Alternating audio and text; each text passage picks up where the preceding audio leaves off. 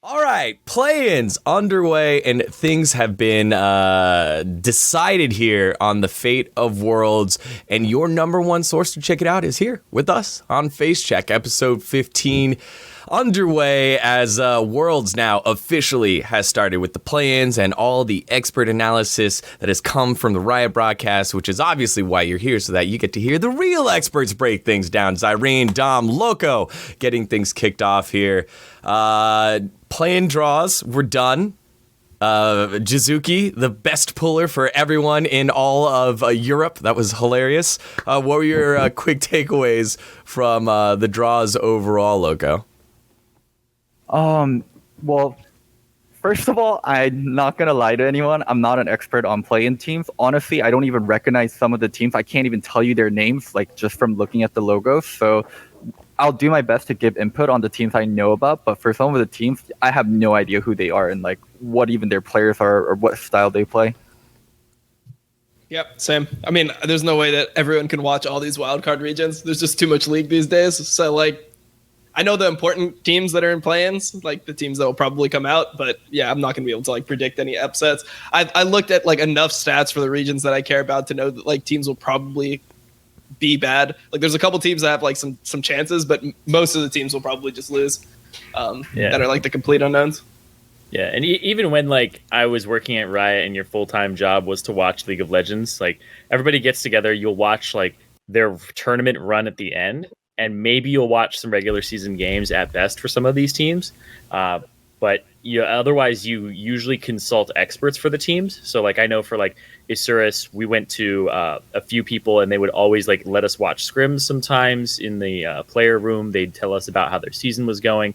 And so it's really funny too, because you come in with like, I know this happens sometimes for like overhype for some play-in teams because they're the ones who let you watch scrims, or they're the ones who like really talk to you about their players. And you actually saw some really good things from them, right? But it doesn't always work out that way when they're up against teams, a little bit better than them or a lot better than them. So it is a little bit of a wild card. Sad they got rid of that name. Yeah, I will say that going back to times at Riot, Frosk, who was on the desk, is a savant. She just eats, sleeps, and breathes the minor region VODs, and she just eats those VODs along with Vedius. So they had two experts on there that I know I can vouch for that. Just watch a ton of it. So let's get those group stages or the play-ins on your screen there. You can see how the draw shook out. In Group A, you have Clutch, Unicorns of Love, and Mammoth from Osh. Unicorns of Love, no longer part of EU LCS, but winner of the LCL, the Russian region, or I guess the European states, CIS region. Splice, Isurus Gaming, and Detonation Focus Me. Fill Group B. In Group C, you have Hong Kong Attitude, Low-Key Esports, and Mega from GPL, I believe GPL, and then Shout VCS. out to Low-Key. I know, shout out to Low-Key, you got to do it. And then in Group D, you have... It's so weird to see Damwon with Royal Youth and Flamengo, which... I like Flamengo in that group, but we'll get to that in just a bit. So with the draw itself, was there... With our limited resources into knowing full and well about all of these play-in teams, is there anything that jumps out to you? Because I have a lot of stats on some of these teams and players that have been around and my own thoughts, but I wanted to get yours first. I mean, obviously, I think Group D, Damwon's going to make it out, and I think Damwon is just like by far the strongest team here. I'll be shocked if they drop a single game. Yeah, I mean, I think they could drop a game, but like they're by far the best team here.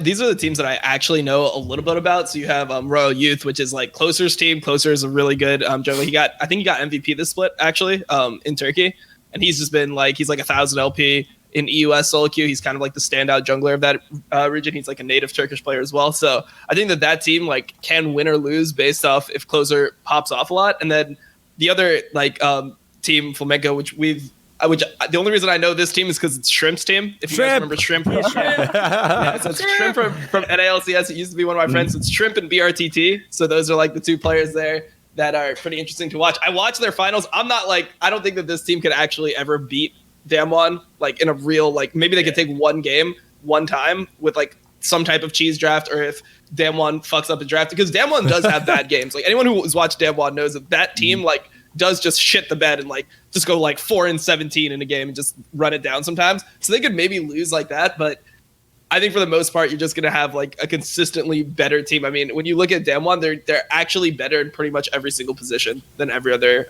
team here. So Yeah. it's really tough. Hard agree with that. Damwon look like the team that's going to 100% make it out of whatever they get seeded into. Even if they get, I would say like a bad matchup. Let's just say Clutch somehow ends number 2 or something like that in their group. And it's like, oh, Damwon versus Clutch. It's like, yeah, Damwon's probably going to win. Oh, Zyrene or Digon, can you guys explain the format a little for play-ins, like how it works? Yeah, sure. So it takes the top 2 from each group. Each group is 3 teams. Takes the top 2, and then they play against each other. 1 seeds play against 2 seeds. So there's 4, I believe, best of 5s afterwards. Maybe best of 3. I'm gonna figure this out really quick. I think they're best of 5s. Knockout stage. Matches are best of 5. Yes, best of 5. Yes. Yeah. Okay, good. Okay, thank God. Yeah, so it's best of 5 like it was last year. So it's pretty similar. I think it's exactly the same format as the previous year. Yeah, which makes it good to kind of like be in like Damwon's group, because then at least you don't have to play against them in the next stage. So if you're like in their group, you can get a solid second seed. You can maybe like beat one of the weaker first seeds. Like I'm not sure. The group that I'm really unsure of like the strength of it is Group C. I haven't watched any of those games, so I have no clue like about MG, LK, Hong Kong Attitude. Like none of these teams I've watched any games of, so I have no clue how strong they are. But I assume that they're not going to be on the same level as like the top seeds here. So like out of all the regional wild cards, the team that I've heard like the most about is UOL. Apparently the UOL team is actually pretty decent. Coming out of like LCL. So that's a team that I'm looking for. ISG, I think is going to be really interesting because that's Adi's team. If you don't know about Adi, he was like rank 1 in NA a bunch of times. Super good solo queue jungler. Seiya again. Yeah, and Seiya. So Adi and Seiya used to play in Latin America North. And they moved to Latin America South because this is like, they think like a better chance for them to actually make a long run or deep run in Worlds.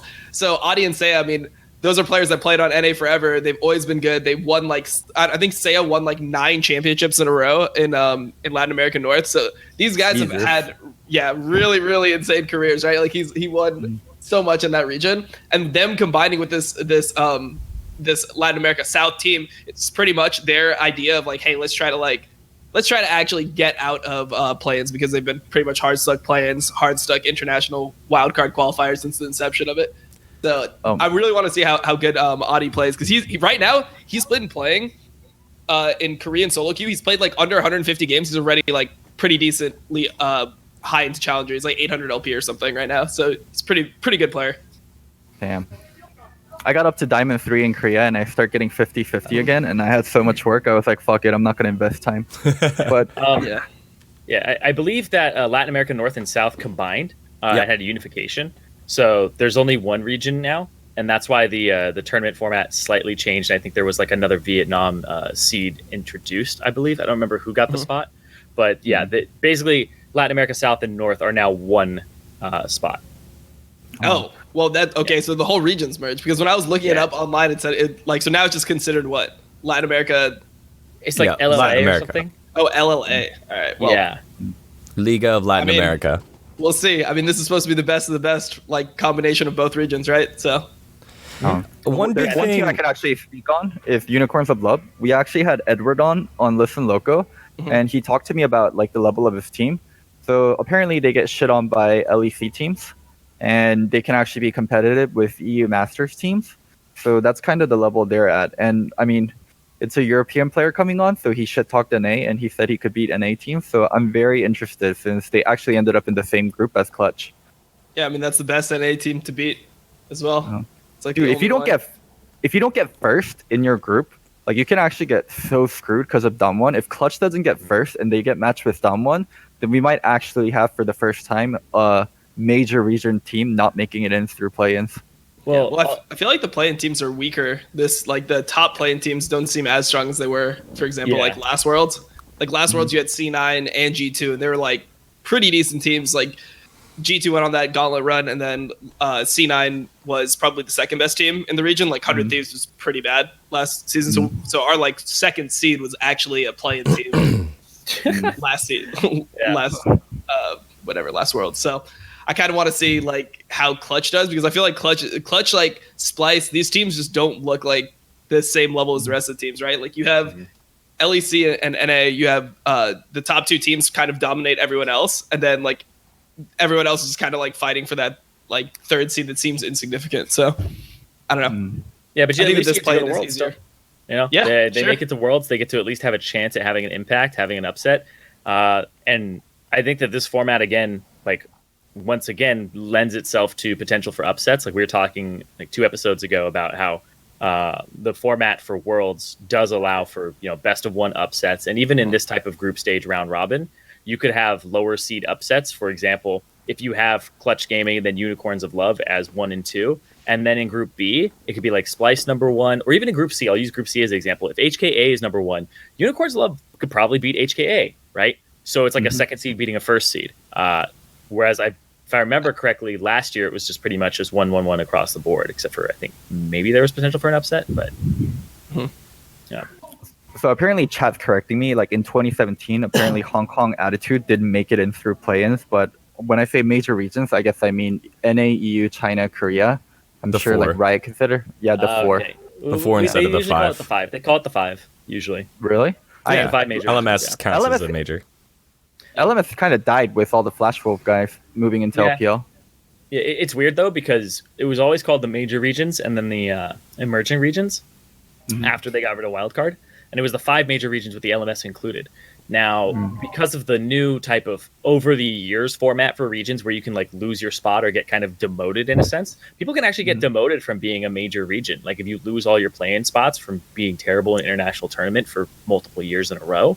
So I think you could actually lose the status of being a major region. Yeah. Wait, And so if Clutch loses and then next year we send a team that loses again, we might only get 2 seeds. Like that's an actually thing that can happen. So everybody gets oh, Zareen froze. Zareen's internet was having an issue, but I'll explain what I think he's going to say. Everybody gets their 2 seeds for sure, but then that third like a seed piece might of the just pie and all of their seeds. It's why like China doesn't have to go There we through go. play-ins, right? It's because they did well in the last 2 years. It's why Korea now has to have at least 1 team in like play-ins, right? It's like, oh, but if like let's say NA goes on a gigantic streak and they don't have to go through play-ins anymore, and they got all 3 teams into the tournament already. No, I So know the first If you, seed if is you shit it over and over and over again, you can start demoting and other people will start getting it. Because like let's say Vietnam goes on a fucking streak for the next 2 years, which you know potentially that is possible. They could have more spots in Worlds than the LMS right out. Oh damn, you froze again. Oh, hello. Hello? Yeah, Hello? you're good now. Yeah. So like Vietnam, if they go on a streak for 2 years, which is very much so possible, they could actually kind of replace the LMS and have more spots in Worlds than LMS right out the gate. So there's things like that where they can be promoted from having good years. So wait, just to make sure like I'm understanding it correctly, if the lower regions do better and better than North America, there aren't protected 3 seeds, right? Like so major regions can lose their seed if they don't do well enough like in the long term. Yeah, if we don't make it to group stage of MSI, if we don't make it to knockout stage of MSI, I guess. If we don't make it to knockout stage of MSI or even the group stage of MSI, we don't make top 6, right? If we do that over and over again, and we do that at Worlds, and we just basically just losing groups all the time, and a different region actually makes top 8 in Worlds, and they make it to like top 6 in MSI, they can slowly start taking our spots over the years. Shit. Yeah, I would say it's about a 2-year thing. We did the 2 same years. thing for collegiate League of Legends. One of the big conferences, it's like North, South, East, and West. One of the big conferences lost their auto bid to the Big Ten or something like that. So it's the same thing here, where like NA, or any region, but NA, if we don't get out of group stages multiple years in a row, and it's the same. To me, I think it has to be the same region that's popping up. So we'll use Vietnam, for example. If Vietnam is popping up over and over again, no longer are they like in this in-between of a major region and an emerging region. Now they'll solidify their spot as an emerging region, have the 3 spots, and then we'll have 2 or something weird Oh my like that. god. Yeah. Isn't that kind of what they did to like have a spot in Worlds like directly, because they used to not Yep. just have a Yeah. distinct spot, and then it's like Gigabyte Marines did so well that now they just have a group stage team automatically. Yeah, I think so far in terms of the that format and which teams have had the most impact for their regions, I think so far it's been Gigabyte Marines having an impact for Vietnam. It's been IG for China, and it's been C9 for NA, because they've actually we're literally boosted by C9 to stay up there in the last 2 years. I mean, it depends on how you look at it. TSM has had a pretty big impact for us as well. If you look at their last performances, it just depends on where you want Nowhere is safe. Nowhere is fucking safe. Holy shit. I will say that I think that's what makes Group C so interesting. They're all Asian region countries, all in the same Southeast Asian part of the world. So Mega is part of the GPL, so the Southeast Asian representative. VCS used to be part of GPL, but Vietnam was dominating GPL, that they were like, we'll just make its own league and make it profitable. Actually, it's the inverse. Make it profitable and then make it its own league. And then Hong Kong Attitude also in that Asian region. So those three teams a couple years ago would just be two teams possibly, and Hong Kong Attitude might not even have that spot. As well as the fact that overall, just for this play-in stage, a lot of world's experience or international experience with these players. A lot of them have been around in the scene for such a long time. For example, we hit Flamenco, BRTT, and Shrimp, but also Robo. Robo has played at Riff Rivals with Red Candids, Detonation Focus Me over in Group B. This is the same roster that went, except for the support. The support is swapped out. Gaeng is now in a Korean support. You look over at Mammoth. Mammoth might be the only one with King kind of returning. Fantix now coaching. All those players. I played with all those players in OC. Wait, how do you guys know everyone? Holy shit! I can barely name one or two players and all these that team is actually pretty hype, because it's pretty much like what Dire Wolves used to be. So Triple, and then you have Destiny played with King before. So I don't know if Destiny and Triple played at the same time. I'm pretty sure Destiny had already left to Chiefs or something by that point. But that is a team that just has a bunch of veteran players that were Direwolves, and they have the young jungler Babip, who is the solo queue god. He's the Nidalee god of OCE in solo queue there. That's he's just cool. Always top of the ladder, always plays a ton of Nidalee. That's just who that guy is. I know every single player except for their top laner. I think his name is Fudge or something. Yeah. He was somebody who's also just a solo queue top laner that just did really well. I don't think he was playing in the professional scene when I was there, but I think that he was just always somebody who's really high rated. Yeah, former LPL expert and caster Rusty, who's now coach in the region, said Fudge is one of those players that can hold his own on the top if he just stays within. So it sounds like one of those young prodigy kind of guys, and now he's getting tested on the world stage. The last team that has a ton of experience is Mega, which is weird because we've never heard of them before. This is basically the Ascension Gaming roster. They were there, I think, back in 2017. G4, Lloyd, and Rocky have all been together for almost 4 years. G4 and Lloyd have been GPL All-Stars, I think, every year, and their whole careers have played together, throughout it. That's insane that, they've never broken up, and here they are yet again on the world stage. So as much as we don't know a lot about these teams, what we do know is that these are the best for years. And nerves is just something that at least one or two players will have expertise with. They'll be able to say, hey, look, I've been in this situation before. This is how it goes. Because a lot of the time, nerves for these players are less about, hey, we're going up against this big team, but more about, I don't know what the process is. Do we do interviews before, after? When do we show up? What time do we get to our PCs? What time do we show up? It's all this process stuff that forces you to think and overthink things, but you have at least one player on every team that has gone through that already. So it's interesting. I feel like when you get to that point, and play-ins is the one place where I feel like there's a big threshold and it swaps, where at first you're relieved. You're like, oh, we sent these guys 3 years in a row, right? And they have experience. Then you get to a point where you go, we fucking sent these guys 3 years in a row and they haven't done shit. You get to the point where you're like, oh, great, this is really what we have to offer on the world stage. It does hit that point after 2 years, and you're like, can these guys actually have an impact? They don't suddenly get fucking way better at the game or anything like that. Yeah, I don't really see I don't know. I'm not really hyped for teams like the Japanese team, Detonation Focus Me. Like, I don't know. It just feels like we've seen them so many times before. It's the same roster. I remember like I watched a couple of their games where they were playing like Heimerdinger and stuff mid. It's just weird. Like their mid laner was apparently Diamond 4 last year. At the time of Worlds, he was like hard stuck 1K games, Diamond 4 Korea, playing like Heimerdinger mainly. Holy fuck! Exactly. I could be at Worlds if I played for a Japanese You'd be team. playing in Japan, dude. Oh my god.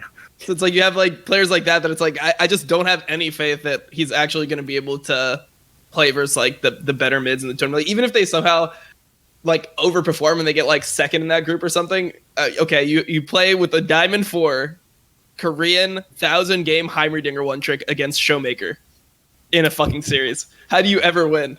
Like, how do you ever fucking win? The D4 tactics, dude. Man. I don't know. Well, I Wait, mean, Daniel, how do you know so much about the play-in teams? I'm actually shocked. Did you do play-in for Riot? I'll tell you right now, dude. When you are like lower on the totem pole for the Riot casting team, like no offense, Degon, I'm just saying, like I'm there too, dude. You get assigned like the play-in stages every time, so it's gonna be the same people every time. Like they're not gonna make Jat do play-in stage. They're not gonna make Kobe do play-in stage, right?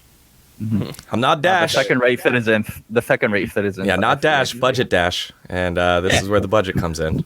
I will say, though, that I did go to All-Stars Barcelona, which was pretty cool in 2016. That was sick, dude. It was the last time Riot did not care about spending money, and they spent a ton of money. And so I think they flew out all of the minor regions for the minor region All-Stars, or the wild card All-Stars. And so a lot of these players here in play-ins were there, and so to see them 3 years later is pretty intense. And so then I already had an affinity for kind of telling the stories of these guys, because even with low key as the number 2 Vietnam team, Celebrity is the guy that goes to all the All-Stars every time for Vietnam. It's Celebrity, Levi, Optimus, and I forgot who, but Celebrity is the guy that always goes. So just kind of looking through all these names, I'm like, yes, I remember these guys from years ago working through casting, and then also that event over at International All-Stars, because everyone was just excited to meet someone that wanted to meet them. And I was like, sure, this is awesome. You guys are the best of your whole region, your whole country. So out of all this, we kind of hit on the experience there. We hit on teams that we think might be able to punch out. Who do we think is the weakest team here? Who do we think that, yeah, we've seen them enough, like they're not going to make anything? Weakest is kind of boring because like a majority of these teams are weak. Like on another thing, what's the chance that Clutch doesn't make it out? I don't know. I mean, I can't see the OCE team being better than Unicorns. Well, I don't really know Unicorns of Love, right? Like I've seen like some of them, and I've heard people talk well of them. So I'm gonna just take what other people say as like most likely true. Like Unicorns of Love is supposed to be decently strong. If that's the case, like there's no way that this team that is pretty much just like Direwolves 2.0. Direwolves have never been able to make it out of groups, and now you have just 2 rookie players. Maybe Fudge and Babip just like pop off, and they're just like exactly what the team needs to make it out. But I really can't see like a first-time player going against Huni and having that much of an impact with how Huni's playing right now. So like, I just assume that Clutch is going to make it out as like the 1 seed. They should make it out as 1 seed. Yeah. I would say it's like I would say it's probably like a 2 out of 8 chance. One that they don't make it. I think it's very low chance that they don't make it out of the group at all. But then I feel like who would they even get paired up against if they're first, right? It's like who would beat them as a second seed? Very low chance of that happening. And then if they get second seed, like if they have a bad draw and get like Damwon, or if they get Splice, maybe. But that's about it. So I put it like 2 out of 8. Okay. Why don't we dive into that just a bit? So, where's the matchup issues for them, other than Damwon? Damwon, we're like, okay, there's matchup issues everywhere except Huni in the top lane, maybe Cody and Vulcan, but that's a stretch. But, like, is there a matchup issue? Can we matchup issue Splice and Clutch? We're assuming that Splice gets through their group because that seems to be That's like the weakest group that would be with the strongest first place team. Yeah. I don't know how good Splice is, to be honest. It's really hard for me to tell, right? Like, because they lost hard to Rogue. Like, they just looked like they got smashed by Rogue in quarterfinals, and then they made it through play-ins, I guess, but they didn't have to play against, like, an early aggressive team.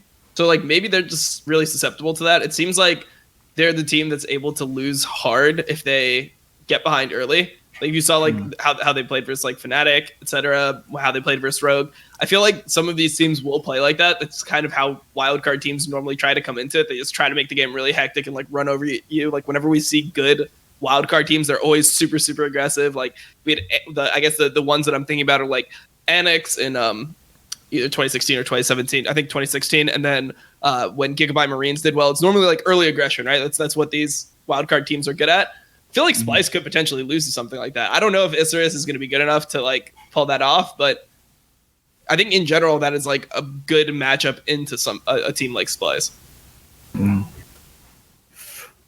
I don't think I don't know the wildcard teams well enough, but there can't be teams that are as strong early game where they can snowball on Splice too, where they have strong enough to like shake them early and also finish off the game. Like the lower region teams, one thing I always notice is their macro and mid and late game being really shitty. Yeah, definitely. So if it gets there, they'll definitely lose. Like I feel like if Splice gets to like 30 minutes, it feels like they're gonna win. If they get to like 30, 35 minutes and the game's relatively even, you feel like they have a chance. It just feels like they're prone to just getting shit on. I've seen them get shit on so much, right? Like they got 3-0'd by Rogue, and it was all just kind of like stompy games. And then versus Fnatic, they got 3-0'd again. Like I feel like they're the type of team where if they go into like a game and their plan doesn't work, they can potentially just like lose it and like break down. But that's versus better teams, right? Like the mid-tier European teams should be better than all these like seed 2 and 3. Yeah, maybe. I mean, I'm not sure how good a team like HK is and things like that. I'm just saying that like they probably like there is a way to beat Splice. Like Splice doesn't have a really big weakness. Is like my point. That if a team exploits it, it could happen. I can't wait to get shocked. Oh my god, because all these regions get better and better every year, and I feel like the gap closes. So yeah, I'm with you. Like Splice can lose, and I just don't know enough about the teams, and there's always like one or two teams that actually like do shock me. Like Gambit that year where they almost beat C9. Holy shit, if they actually beat C9, we would have not had a team at semis. Yep. Yeah. And they were saying they got the unlucky draw, right? Like if they had been on the other side of the bracket, then they would have won. Yeah, I'm just kind of taking a look through here. Through what team was I looking at there just a second ago? Oh, I can't find it. 3Z. What team is 3Z? Oh, LMS. I was trying to figure out Hong Kong Attitude. I mean, Mission and Unified, mid lane and bot lane, they're the most familiar names there with Hong Kong Attitude.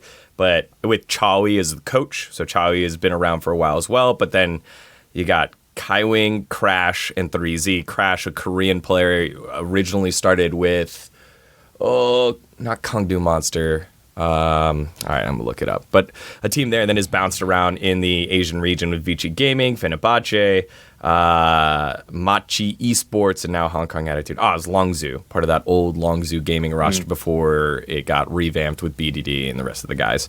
But yeah, so Hong Kong Attitude seems to be the weakest here for us. Any last thoughts that you wanted to hit on here with these playing teams before we start digesting the main course? Nope. Clutch, just please don't lose. Oh my god. I feel like they can lose. They're like the number one team that could lose though. Like we know what we're sending. That team is all or nothing. Yeah. Please. Yeah. Oh god, what was I going to talk about here? It was that there's 12 playing teams, and I think 8 of them have Koreans on them. So a lot of these regions are still like getting Korean imports, and using them, or though Koreans that can't really do too well in LCK, they come over and they go, all right, let's, I'm getting a good offer from a different team. That's fun. It's pretty much everywhere. Loka, you don't know these teams too well. What 4 teams do you think do not have Korean players in it? Unicorns of Love. Mm-hmm. I know one. Unicorns of Love, Splice, Low Key. And Mammoth, right? Doesn't Mammoth not have any Koreans? I have no idea, but those 3 I think I know. Because I know Unicorns of Love because I talked to Edward. I know Low Key because, I know the team. I know Splice because I also know the team. Yeah, I think don't know the 4th. I think Mammoth, just like all those players I remember being in OC for a while, so either they're like Koreans that lived in OC for a while, or they're just, That's right. These are our experts, ladies and gentlemen. This is why they're on the panel. They're able to figure it out. All right. It was a guess, man. I'll be honest. That was an educated guess. You put it together. Yeah, I think the other one is Isurus, because Mammoth have a top lane sub, or a top lane Tapoon. Yeah, that doesn't count. You're right. Azurus also is a full Latin American team, but they're encompassing 2 countries there. And Bugax is, never mind. One of the players there is, I think, Japanese descent. I was taking a look at that. But all right. I think we're done with appetizers. Yeah, done with appetizers. Let's start with with the group stage, which brought about my favorite meme so far. Here you go. Here's an image of Jizuki pulling out Fnatic, more like pulling out a big yikes. So let's start with the group stage here. All right. Vitality knocking Fnatic out of Worlds already. I know, Jizuki. He's great. All right, taking a look here. Group A, G2, Griffin, and Cloud9. Unlucky for Cloud9. Group B, Fun Plus, J Team, and GAM. No longer Gigabyte Marines, but known as GAM. We'll still call them whatever we want to call them. SKT, Fnatic, and RNG. All in Group C. And the Group D, hopefully the Group of Life, Team Liquid, AHQ, and Invictus Gaming. Guys, Zyrene, let's start with you. What jumps out at the board so far? Well, what jumps out to me is Group C is fucking tough. Jesus Christ, it looks really scary to me. That and Group A, but like Group B, I'm sitting there going, Clutch could actually get seeded into Group B and potentially go like the furthest. Uh-huh. Yeah, I mean, group B looks really easy to me, but I don't know how good J Team really is, so it's hard for me to analyze. But I've always just thought, like, I think that region is kind of like going down, like the shitter. Yeah, every time I see like Taiwanese teams every year at Worlds, they just become like worse and worse, pretty much ever since like the breakup of Flash Wolves. So I just assume that that's going to be by far the weakest group. Yeah, Yo, quick Daniel, thoughts. Pick us a group, and then let's go like all the way into that group. Because if you keep jumping around, I think like our thoughts get jumbled a lot. Okay. I mean, quick thoughts, wait. And we'll start from the top there, Loco. But anything immediately jumps out at you? Hold on.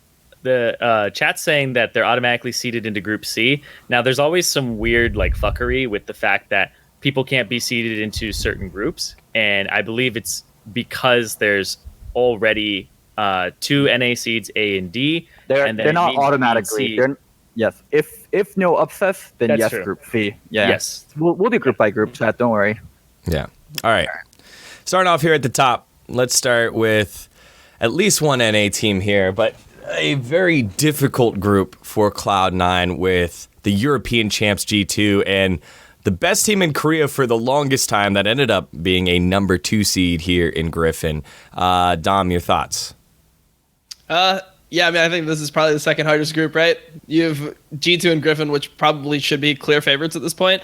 I mean, I think Cloud9 is probably our best team to send into that group because they don't really get affected by like the pressure of things. It seems like Cloud9 is just like a very chill org. I feel like part of the reason why they get out of group stage all the time is they don't really put a lot of pressure on themselves. They're just like, go out there, do our best.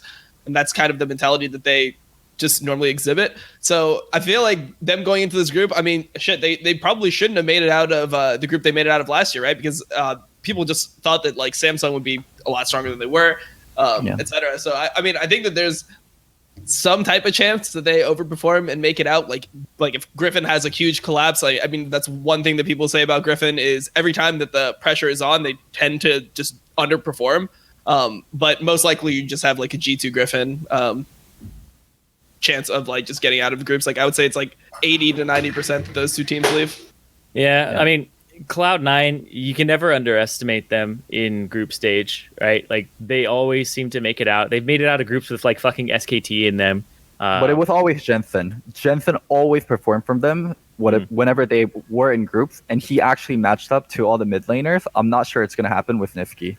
Yeah, that's a really good point. Yeah. And it depends a lot on if Niski can stand up and like get up there. But Licorice, remember last year he played really well. He was insane last year. He was like the hero of NA. It looked like literally our best player.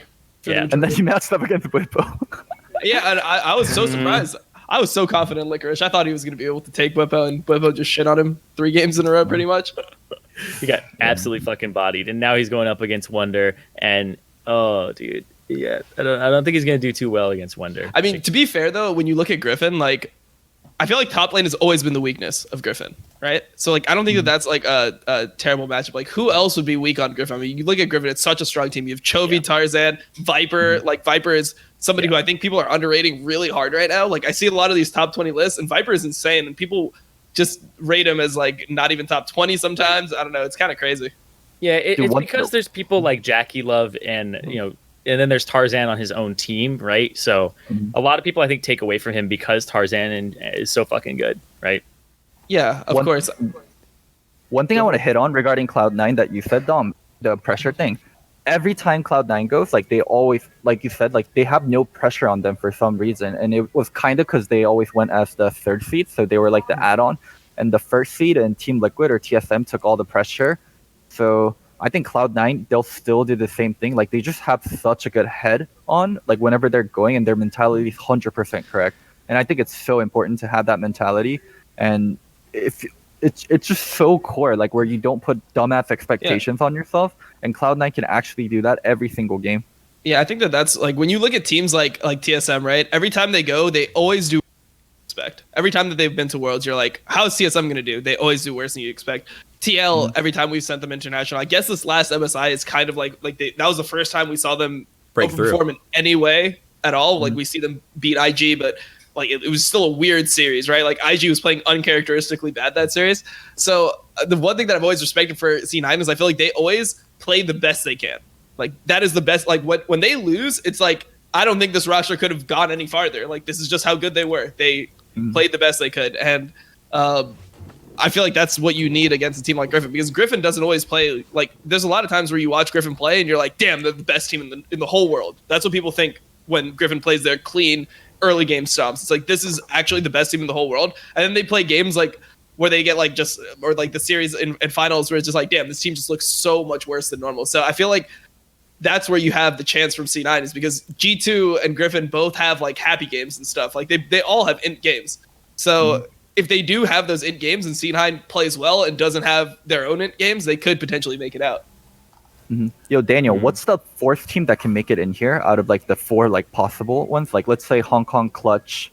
It would be Hong Kong, Splice, right? and that one. Is it 100% Hong Kong? Because you have the European, Korean, and NA team already in there. Yeah. This is 100% Alright, so it has to be Hong Kong. Okay. Yeah. All right. I actually think this is a group Cloud9 can realistically like really make it out of. When you have three strong teams, it's a lot easier. Or it's not easier. It gets really competitive, and it comes down to a game or two. And their Griffin, while they might be like the best of one team in the world, like they don't do well in best of 5, but they have always done well in regular season. I actually think they can. Like, if I had to pick a random fall-off team, I think it would be Griffin. Ooh. Yeah. I mean, it's just because we've seen it from them before. They seem like chokers.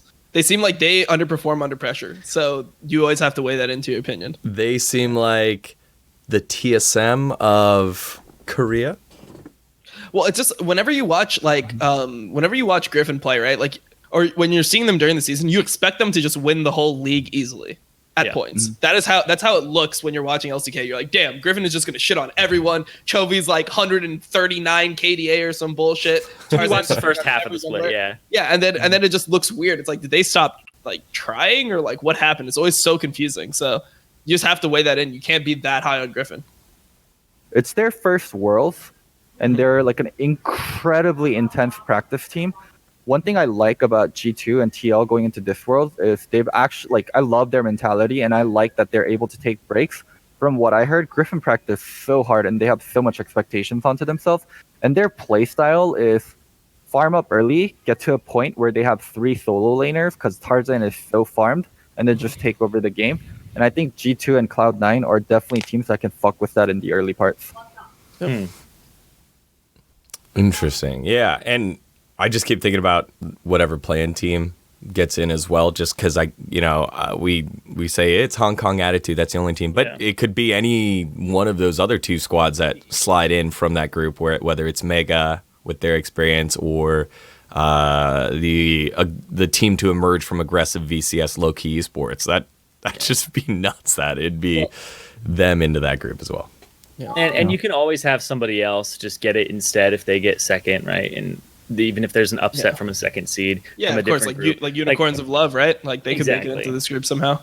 Yeah, and if you're assuming that it's the top 4 that make it in, like Damwon, Splice, Clutch, and then also Hong Kong Attitude. Hong Kong Attitude's in this group. Clutch is in Group C, and then there's a toss-up of Damwon going to either D or B, and same thing with, I believe, Splice. So. I mean, I think it's just always the weird thing about this type of group draw, because whenever you look at these groups, you always have like group of life, group of death. Like you don't have equally skilled groups. If it feels like, so when you look at these types of group draws, I automatically think about a team like J Team, right? Like how good are they? They could potentially be like the 13th or like 14th best team in the group stage, but that group could actually just be so easy that they get out. You know, it's like what people said before. About Group D last year, which I think had 100 Thieves in it, where it's like 100 Thieves was like one of the worst teams we had at that point in NA, and then they're suddenly in a team. It's like, well, IG and Fnatic are going to make it out guaranteed. Obviously, IG and Fnatic went way further than people thought that they would, but still, it's like the same like concept of like you don't know how strong some of these groups are. So I kind of wish that there was like some way to like place them better, because a lot of these groups can be a lot stronger or weaker. Yeah, based on just like one team, right? You add Damwon to one of these groups and the group looks completely different. Yep.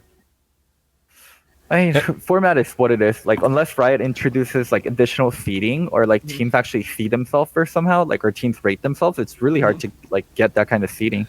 Or the international group stage where you have 2 big 8-team groups where 4 make it out, then you automatically like eliminate some of the randomness of like grouping. Because if you just like took this as like a group A and a group like B, right? The teams look a lot more even.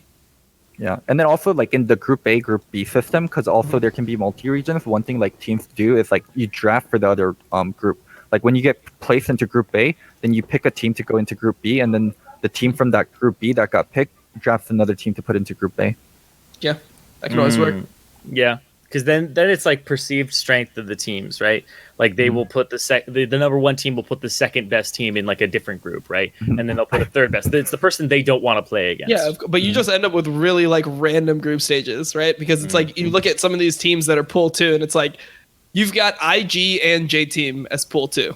It's like, are you telling me that IG and J Team are equal strength? Like, is that what people would argue? I don't think anyone would argue that. You look at like potential pool 3 teams. You have like Dead Nation, Focus Me, and Damwon as like 2 potential like pool 3 teams. So it's just hard to figure it out. So like, TI format would be pretty nice, but I think out of this like setup, this is probably like one of the harder groups you can have.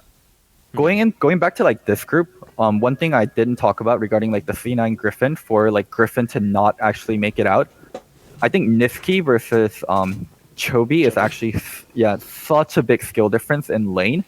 If Niski can hold up in lane, like with the combination of Svenskeren, because like Tarzan doesn't do a lot for Chobi early, like Chobi just lanes so fucking well. I think On Form Rookie and Chobi are the 2 best mid laners in terms of laning. So I'm not sure what kind of form Rookie's going to be in. I know he ramped up towards the end a lot. So if Rookie isn't 100% on form, Chobi will be the best laner. So we'll see. How do you guys feel about Sneaky in this group? I feel like he should get shit on, right? Yeah. Like this should be the group to shit on Sneaky. Yeah, I mean he's going to be going up against Perks, and he's going to be going up against Viper. Like, well, it's just even like if you look at how Sneaky plays, right? Like think about Sneaky's playstyle, and then put that into G2 bot lane. G2 bot lane is like we're playing Pyke, Syndra, and some fucking like aggressive ganking jungler like Jarvan and Gragas, and we are just gonna flash on you level 3. It's like Sneaky is dying to that every time. I feel like that's just such a they prey so hard on people that are not willing to fight. It feels like C9 right now are like mid jungle focused, and they don't really take a lot of like 2v2s. They don't really try to outplay or like win 2v2 super hard. Okay, so we just talked about Sneaky. What about Degon's boy Deathly? He's going, right? He's going, right? I didn't do it. Oh my god. Hey, you two, I didn't do it. I will say, Intel says that when you go as the substitute for a team to Worlds, you're isolated. You're not playing scrims with everybody else. You're isolated because you're playing solo queue unless you get in. I do not know if he has games or not. I have not poked around and found out, just because I assume it's going to be sneaky, right? Again, I've hit on it with the play-in teams. I value experience here for this roster, especially since you lost the guy that was the glue guy in international tournaments for Jensen. The problem is he's just the same player. Like, Definitely is just sneaky 2.0. Like, they're literally the exact same player. They're like, we're going to sit here, try to like lane, and then after lane we might do something. Like, Definitely he's like good in lane, but he's not good in lane the same way that like Doublelift is good in lane. Yes, but he's better than sneaky in lane. I mean, still, I feel like they're both just the type of player that's just going to get dicked by G2 bot lane, like G2 3-man shenanigans. Also, C9's not a desperate team. Like, C9 doesn't do like desperation moves. Like, even if Sneaky has like bad game 1 and game 2, like they're not gonna randomly put in Definitely unless there were consistent games. They don't do desperation moves, but they do random as fuck ones where it's like, oh, Blabber's gonna play this series now, and you're like, why? Like, what's going on? Like, but Blabber's also like Blabber's also so insanely good compared to like Definitely. Like, Blabber's like one of the better LCS junglers. I feel like even though he plays in Academy, I think that if you put him in LCS, he's like already like top 5. They also did Golden Glue and Jensen, the Golden Glue and Jensen sub. So that worked though. Like, that wasn't random. Like, I think like that wasn't desperation. When they put in Golden Glue, I didn't feel like, holy shit, these guys are desperate. I mean, it was just weird when they put in Golden Glue, because at the time people just thought Golden Glue was so bad. Right? So like, that was just the perception of his skill. So you don't think that subbing out a slumping Sneaky, yes, it's this close to the same player, but a slumping Sneaky would be a weird move, not a desperation move, or you could at least see where they're coming from? Like, that's how it was for me and Jensen and Golden. I don't think it would ever. I would be really, really surprised if Definitely gets a game at Worlds. Definitely's first game as a C9 starter at Worlds, I don't think it's. Or actually, he did play, and never mind. He played, and it was okay, I guess. I don't know. It wasn't super good. I just think that there's no point of trying to like mess with your team stage. I think the only way C9 wins is if they just become like the C9 of old, where they just moved around the map more together and they just like make plays with more members. Like, I want to see champions like Kled come out from Licorice, because I just remember, like, I loved always watching Licorice play Kled for C9, because they were so good at just like forcing fights off the Kled ult, things like that. I feel like that's the only way that they win this group. It's flanking. Like, just flanking, getting angles, playing champions that allow them to take fights like in random places, and just trying to just outskill some of these teams, because if you play them like straight up and only go lane mechanics, you're not going to win. Do you remember the Kled Loco? Like, Licorice's Kled destroyed Definitely when we were, that was like one of our first weekends doing LCS, and just every time it was Kled's ulting Varus is dead, we lose the fight. But yeah, they're really good at looking at angles. Like, they know how to flank, they know how to set things up, and like that was primary reason of them succeeding this split. Yeah. What do you guys think about junglers? Because that's like the big highlight of this group, right? Like, and for all these teams, one of their best players is a jungler, right? Like, obviously G2, it's hard to say because caps and perks are so good, but if you like, Jankos is really fucking good too, right? Like, he got like MVP of finals.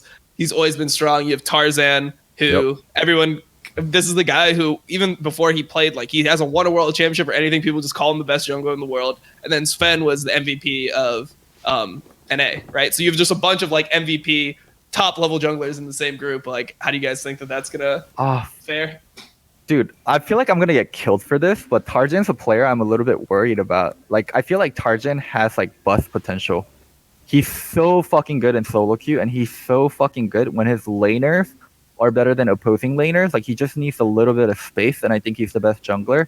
He's like ambition on crack, but in matchups where his laners struggle or they're kind of even, I think he can struggle.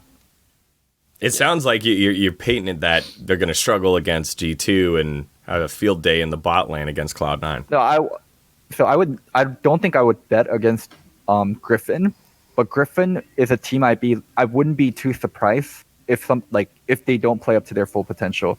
Like, G2, I don't think there's any way in hell they don't play up to their full potential, but with Griffin, I think there's a chance. Yeah. I don't know. It's so hard to like talk about G2, right? Because they look so good, right? But then they're always just a team that makes me nervous, right? They go 5 games with Fnatic 2 times in a row. at last MSI, like they barely people make it seem like, oh, they were clear favorites to win, right? Like people were kind of like worried about how that team was looking because they ended up losing to the wild. I think it was the Vietnamese team they lost to twice. Mm-hmm.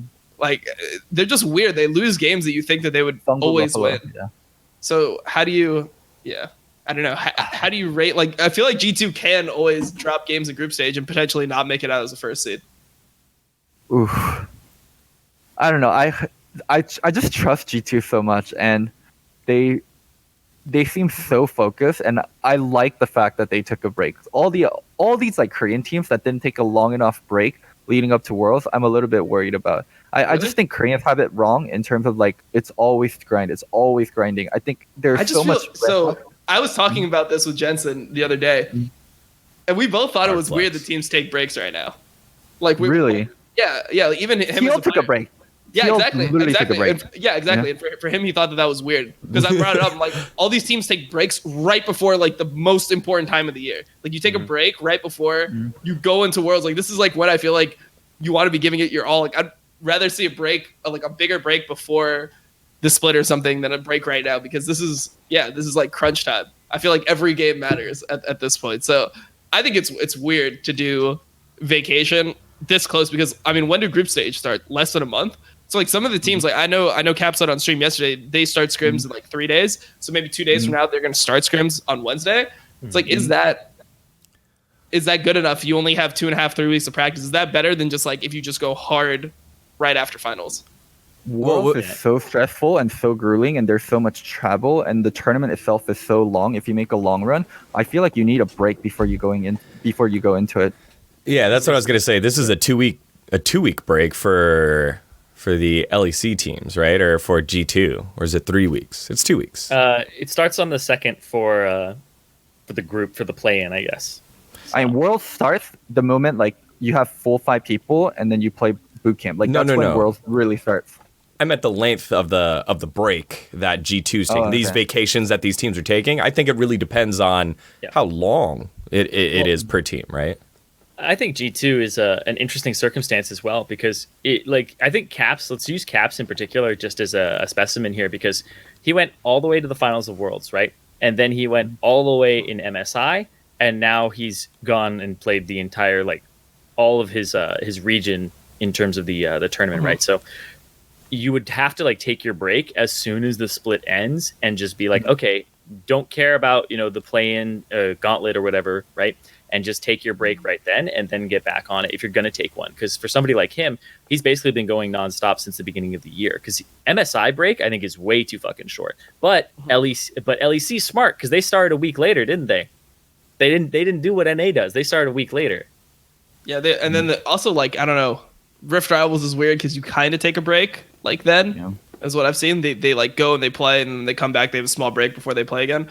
I don't know. I just feel like it's really, really weird that people are taking breaks like right now, just because I feel like it's so important. The world is so important. It's like I would rather see a break any other time before like any other tournament, any other like playoff, anything besides for this. If you have a 5-week ramp up, you think it's just better to scrim the full 5 weeks? Yeah, I mean, I've always felt like teams that I were on were just better if we like started scrimming earlier. Anytime we tried to start scrimming later, it felt like we were never like sure of ourselves by the time we got like 3 weeks is not that much time, especially when you're like trying to like figure out things. Cause you're going to, let's say you have a 3-week scrim set. You're going into like a 3-week scrim session, I guess you're going to call it. Mm-hmm. There's so many times where you're going to spend the first like week and a half just pretty much limit testing, just figuring out like what champions are even good on the patch. So you're trying a bunch of different things. Like I know that these teams are going to come into like play-ins, come into scrims right now. They're going to be playing things like Echo Jungle. They want to see how good this is after it received like 3 buffs. They're going to be trying like Lee Sin. They're going to be trying like all these different junglers. And then after the first week and a half, then you start kind of like being like, all right, well, this is what actually worked. This is what didn't. Now we're going to like focus in our practice on whatever strategy we think is going to be like the best going forward. So I don't know. I'm not sure if break right now is going to be good. I mean, we'll obviously see, but I guess that's what everyone's doing besides for Korea. It's so strange though, because if you're like the coach of TL, right, you ended your season like a little bit earlier than some other regions because you got for some reason they just play nonstop and have like less breaks at the MSI area. So TL, you get off, you take a vacation because the patch isn't even out yet, right? So you have like an idea of what's going on. Riot started doing early access for teams. I'm sure they did it for Worlds also. But then it's also like you have like general ideas of like what's going to be strong. Early access patches don't lock until like literally the week before, to my knowledge. They really, because what is it? Last time I coached was not 20 or early 2018. They did give us they gave us early access before the patch went actually live. They'd give us it looked like it was written on Notepad or something, but it was just early eyes on it. Well, I think that also is like the Worlds patch. They've made a point to talk about Worlds patches not being as huge, right? So even the patch before, you should know this isn't like 2015 where you're getting a huge Juggernaut patch right before like you get into Worlds. Like most of the stuff that's strong, it's gonna be like minor adjustments, but you have like generally speaking an idea of how strong champions are gonna be coming into Worlds. So I feel like there is like value in still playing. It's not gonna be that much different than what it is here. That's why I think there should be a shift during MSI time. Like, I actually think patch cadence should change a little bit around that point where like MSI should happen, and you shouldn't have like the mid-season patch happen during MSI. I think it should be after MSI.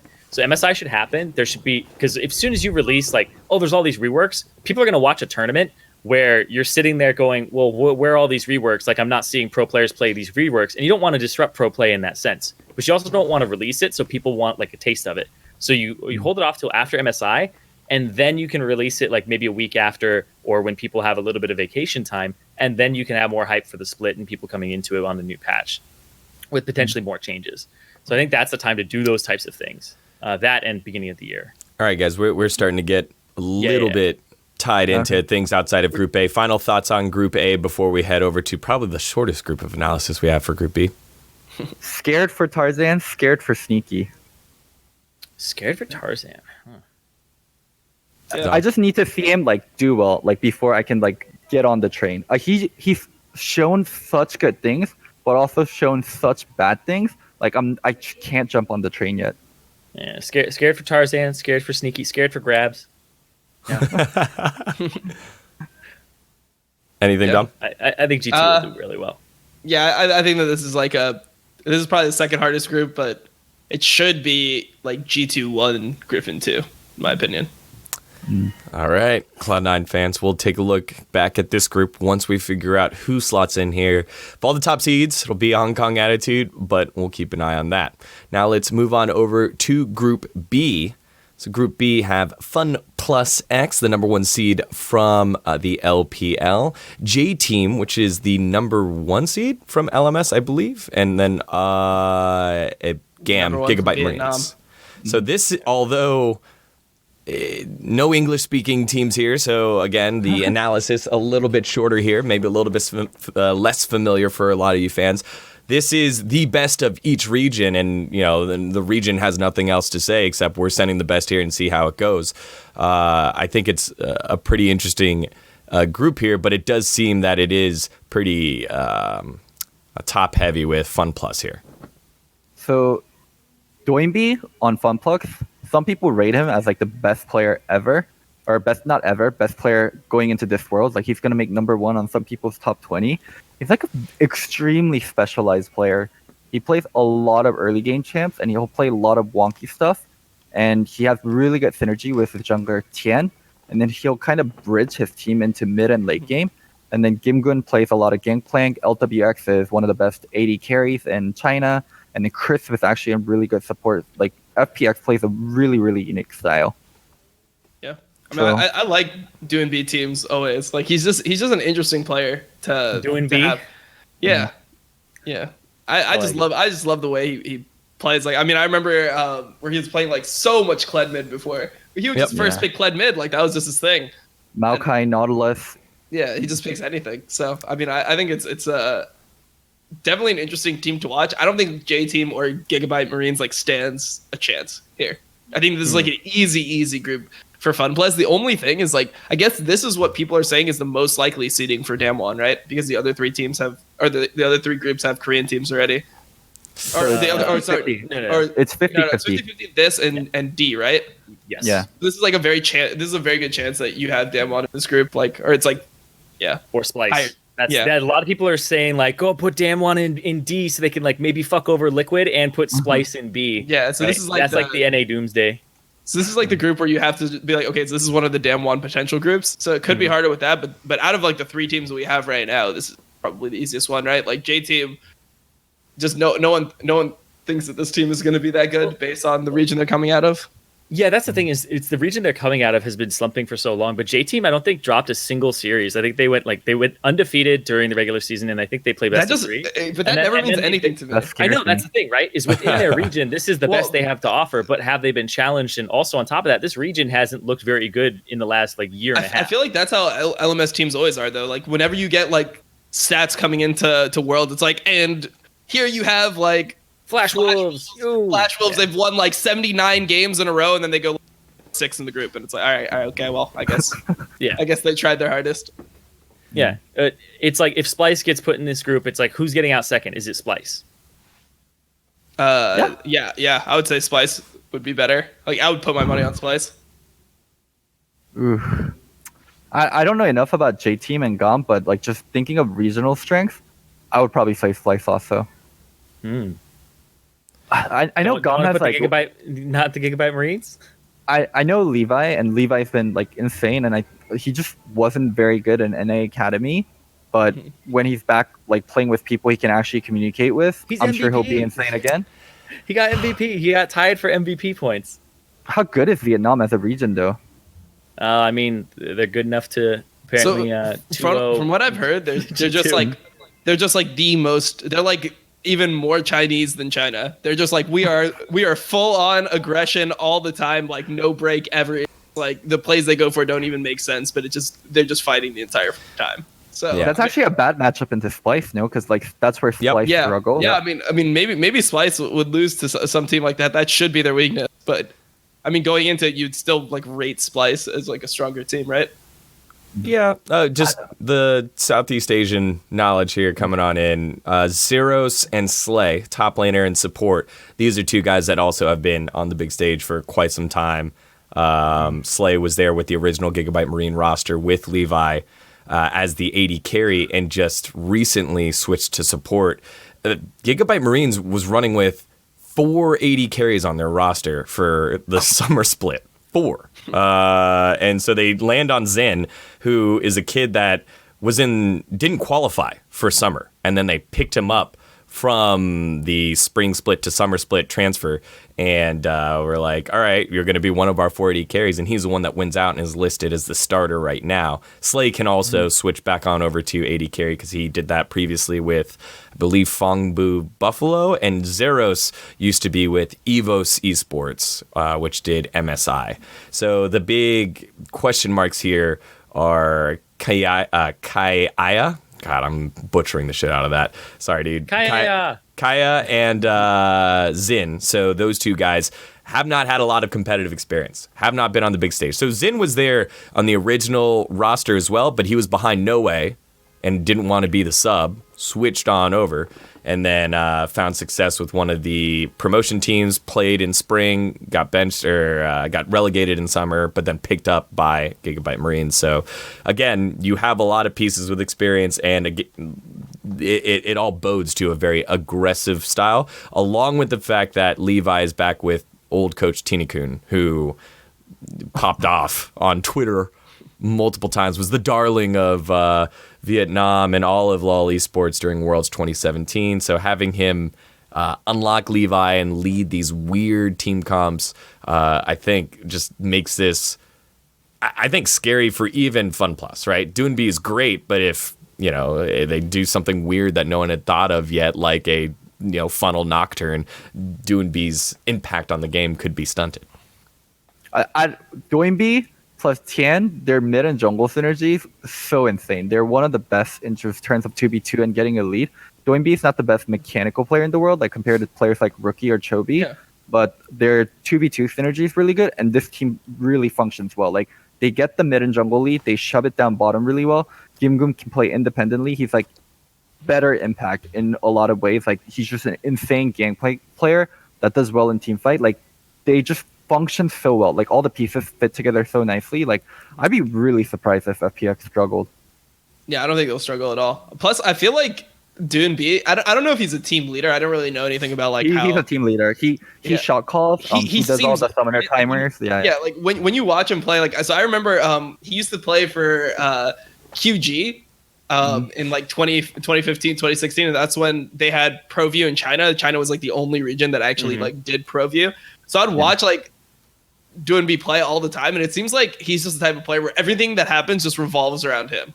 Like he plays like a true mid laner where like every single time that the team goes for a play, he's part of the play. Every time like they're trying to like do an objective, it's because like he's in position for it. So he just seems like the type of player that's very like strong minded as a mid laner, and he's not going to let his team lose to teams that are much worse than them. Like they'll play up to like the level that they're supposed to. I actually have a really good comparison. Imagine Hai. He's like Hai. He played weird champions. But Hai was still like really mechanically good. That's Dune B. Yeah, he reminds me of Hai in a lot of ways. I agree. Yeah, that's actually a super good comparison. Like when I was watching Dune B, and then I think the thing that like gained him even more popularity here in the West was when he started like pioneering the Rise build with Righteous Glory, and he just started popping off with that, and people were like, "What the fuck?" It's like, yeah, Rise just does a fuck ton of damage, and now other people are basically like, "Oh, Dune B's right." It's that whole mentality of something can't be good until somebody shows me it's good. And he doesn't really care about that. He's just going to play what he thinks is good. And coming into Worlds, I think that's really powerful because then you end up with kind of like, a situation where you have people pulling out these pocket picks or these picks that people don't really know how to play against. Yep. If you're the first person to find something's good, you get some free wins off that. Yeah, he's just a scary player because he knows matchups that you won't even consider, right? Like there's a bunch of matchups. Like one matchup that he always would play after they did the reveal with Akali was like Kled into Akali, which is actually like it's a pretty insane counter if you think about it. Because if your E connects, you get vision. If your Q connects, you get vision. There's so many ways you can just reveal the Akali, and Akali can't actually get away from you because the way Akali wants to play is like Q you, shroud, get the auto, like back out, get the auto, like Q you again, back out, get the auto. Like he wants to poke you down like that, and Kled is just like, no, if you come near me, it's an all in. So I don't know. I just really like seeing like people that have like all his pocket picks. The other mid laner that he reminds me of kind of is like Dade in a way, just because he's someone that no one's gonna be like, damn, he's just like the best mechanical mid laner in the world. He's not like somebody who, you know, when Chovy's playing really well, they'll say that about Chovy. Like people like Showmaker, they just have the mechanics where you think that they're just insane. But like Dade was always like a team leader, and he played like his weird champions that people didn't really understand. Yasuo. Like TF, Yasuo, like he would just know matchups that other people didn't, and it would just give him a huge advantage. I feel like Dune B is like in that same vein. He's so unique as a player. We just don't see players like this anymore. All right, I think we can encapsulate this Group B with Fun Plus should get out easily. Gigabyte Marines and J Team will also fight with whoever comes on in, and whoever comes on in from the plans might be a favorite if it's not Splice. So it can only be Damwon or Splice in this one, if I'm correct, right? So if it's Damwon, we know who's going through. If it's Splice, might struggle with the aggression from J Team and Gigabyte Marines. Last Gigabyte Marines factoid I wanted to hit before we go to Group C. So the mid laner Kiaya, God, I'm butchering the shit out of it, was listed and played top lane during summer. They had their mid support jungle sub Huey3 as their mid laner, and now Kiaya is going to be their starting mid laner. So this whole roster is super weird. It seems like something that Tinykin would make. It's so crazy to me that you know these teams so well. It's like, who the hell watches Vietnam? I know you also watch college a lot, so I'm like, when the fuck do you even watch these teams? Shout out to Low-Key Esports. No, shout out to Low-Key Esports. Like, I feel like you barely have time because, like, if you watch, like, I watch like all the NA, all the EU games. That's already so much out of my life for NA and EU. It's like I can barely watch Korea. I only watch playoffs of China, for example. How can you watch Taiwan on top of that? Yeah, I feel like it's not even a good use of your time until like the teams prove that they can actually do something.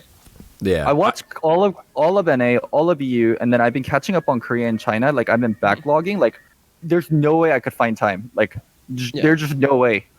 It's just not possible. Well, I mean, a lot of it also was based off of the wiki. I will say that, but the Vietnam stuff is just stuff that the Vietnam stuff is the stuff that I know. For your fun factoid for J Team is that Koala went to Worlds last year. That's the support for J Team. He was part of G-Rex. Just in case you didn't know that, starting support there. So again, experience all across the board from all these teams as you'd expect for the group stage. All right. It's enough about the teams. Go ahead. I did want to ask one thing about Fun Plus. Is they're coming in as the number 1 seed from China and having a really fucking good split overall. So, are they the favorites to win the tournament? If you had to, they're not really. They're not like internationally. They didn't do amazing at Rift Rivals. If I had to pick a favorite, I would pick G2. Yeah, it's so hard to say. Like, I don't really know enough about Fun Plus. Like, I didn't watch like all of their games during the regular season, so I don't really know if they have that like championship caliber level play where it's just like, oh, you're just gonna win no matter what because you're so insanely strong. Like, I don't know how hard they were beating all the other teams, because I feel like to be a team that wins Worlds, you can't be like that. Like, you can't be just one of these teams that's only explosive and doesn't have like any consistency. Like, you need to be able to just beat teams that are worse than you all the time to like get in position to even like make the deep run. So I'm not sure if they like have that quality, but I feel like just generally speaking, they should be a team that like we see at least semifinals. Yeah, I think they went 29-4 game record in the regular season, and they only dropped a single match. Yeah, I mean it's just like SKT is always a team that I'm gonna like say has a chance of winning. Like, they just seem like you've seen it so many times, right? And people always underrate like SKT going into Worlds because of like how they've done in the last 2 years, but I feel like a lot of people just write them off way too hard. Like, they're definitely a contender for this championship. Yeah, and I think that's a great segue there, Dom, into Group C. We'll bring up SKT, and I think you could say that about every team on this list right here. You feel like SKT could always win. You feel like Fnatic always finds a way to creatively get themselves to the top. Maybe not as much recently, and then RNG are they've been juggernauts of China for such a long time. You got yourself Uzi. You kind of weigh that with the same way SKT says you got yourself a Faker. You know, this is the group of death. Yeah, like, and my favorite part of this group is we talked about Group A, and we're like, dude, there's some fucking like MVP junglers here with Tarzan, Yankos, and you got Svenskeren. This one, it's like 80 carries. You got Uzi, you got Teddy, and then you have Reckless. It's like this group, I'm already looking at the 80 carries because all these ADs, it's like, who's going to fucking carry their team in the mid game here? Who's going to like get their team that early advantage and then transition that? Because a lot of these ADs are ones who want to, they aren't like mega like perks fuck you up or anything like that. They're like, okay, mid game, it's my job to carry this whole team on my back. These are like the stereotypical like carry ADs where they're just going to like carry the game late game and play perfectly mechanically team fights. That's what you expect from them. Yeah, so I'm expecting to see some fucking clean team fights. Like, I want to see these fights. Yeah. That's what I'm excited about. If you had to rate these 3 teams, like, who do you think are top 2? Who do I think are top 2? Yeah. Ooh. SKT definitely in there. RNG, it's hard between Fnatic. RNG. I honestly think Fnatic's the second best team in the group. Really? Yeah, I think Fnatic is really underrated right now. Like, people will be like, G2 is the best fucking team in the world. They're like, people are like, G2 is gonna win the whole tournament, and then it's like, wait, Fnatic almost beat them. Yeah, everyone's like, Fnatic's trash. They lost to G2. It's like, in 5 games to the best team in the world. Yeah, I don't know. I feel like Fnatic has a real good chance. Like, I think they should come out of this group second. It's not going to be like, I'm just going to say, like, it's probably not going to be Reckless who like makes the huge difference in these matchups against these two teams. Who do you think is the person who's going to make the difference? Who do you think has the better like matchup against people? Yeah, Fnatic, because like they have to have something, right? Is it like Brox is going to be a little bit better than his opponents, or is it like Bwipo? Who's going to be the person who like really pulls it out here? Well, I think Nemesis is going to be like better than people expect. I think Nemesis is like always super solid. Like recently, I think he's been impressive. I think mid jungle, I think that they can win, and I feel like it's not going to necessarily be just like one player carrying the series. I feel like the way you beat Uzi, like if you remember how G2 ended up taking them down before, it's kind of like you just get people to gank Uzi, and you make the bot lane 3v2 4v2, and you just win through that, because it doesn't feel like RNG can ever win when Uzi's behind. Feels like they've always just been the team. If Uzi is behind, you lose the game. So Karsa has been like Tarzan in terms of like play style. Like he reads jungle pathing really well, he counter games really well, and he's been like really efficient and while still covering bot lane. My thing is, so from what I heard about RNG, like their mid and jungle, Karsa and Xiaohu are really fucking good. And in terms of like just pure skill level and how they 2v2, they're way up there. But RNG always falls back into like, we're just going to be a Uzi team. Like Uzi's our best player, Uzi's our most vocal player in the most important situation. And it's been holding them back every single time.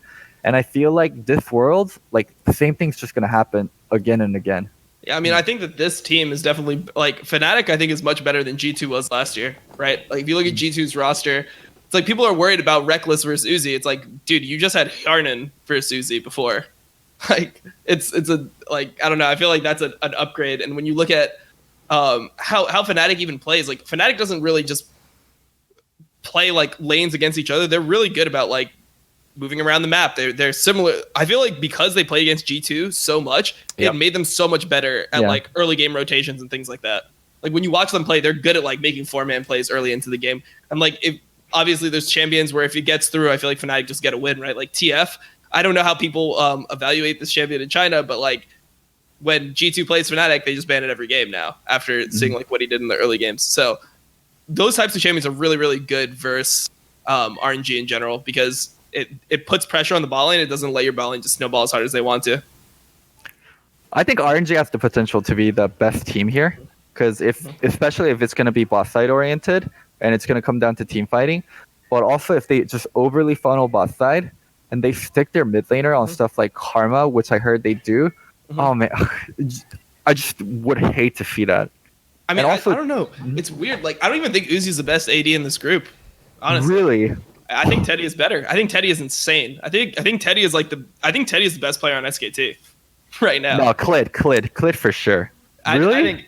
I think Teddy is just the most insane player on SKT. He's just so like he just doesn't like ever fuck up anything. It feels like.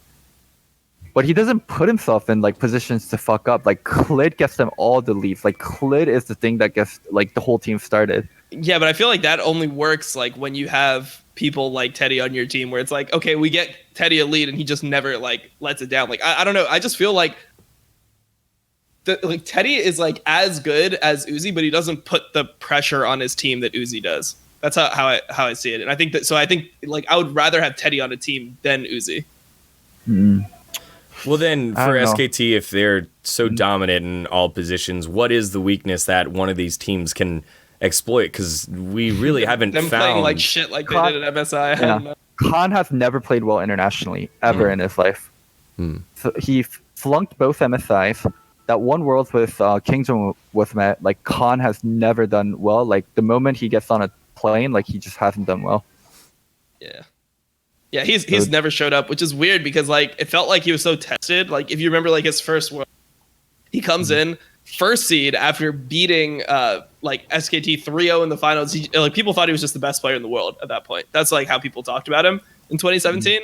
And then it's just been so disappointing. He's like one of those players that's consistently disappointed. Like he never plays like, to me, terrible where I'm like, what the fuck is this guy doing? But it's like you expect him to be like better than the other top laner in these games, and it just doesn't happen often.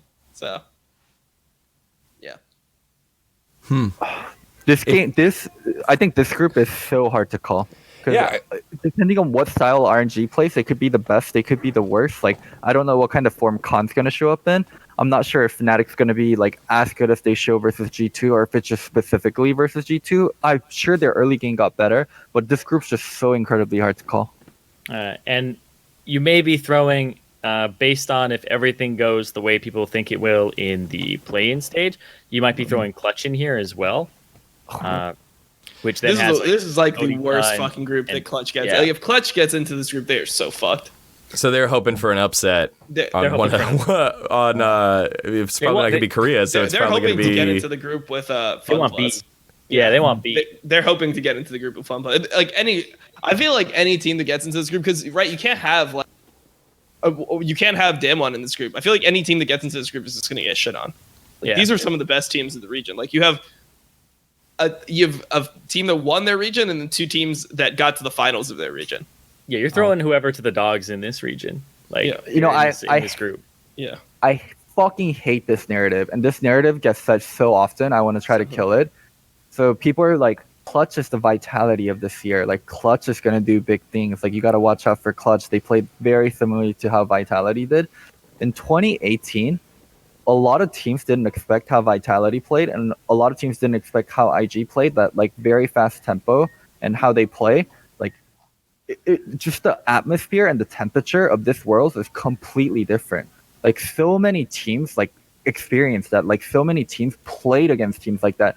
Like, no one is going into this world thinking like, yo, late game scaling, like that's how we should be playing. Like, the game can be slower. Like, that's just not how teams are prepping. Like, Yeah, I mean, so It didn't Vitality like not make it out of the group anyway. yeah, they didn't make it out. So it's like, I Yeah. know, but Vitality punched up. Like, Vitality got good punches in, and Vitality was unexpected. I just don't think like people will give that I mean- same kind of leeway to Clutch.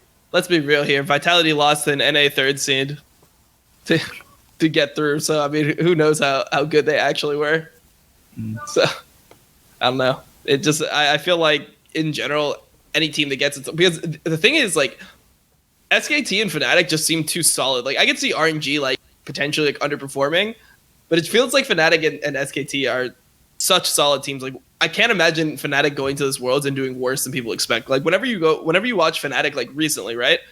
They do better than you think. Like, people think G2's just gonna 3-0 them and like shit like that, or like 3-1. Like, these games, they're able to make the series close. I feel like they're just a team that's comfortable playing on stage. Like, they also have like expectations for themselves. Like, I'm sure that Fnatic thinks that they're gonna make it out of this group, right? Like, they made it to the World Finals last year. They probably think that they're even better than they were last year, as a team now. So I just see it being SKT1, Fnatic 2.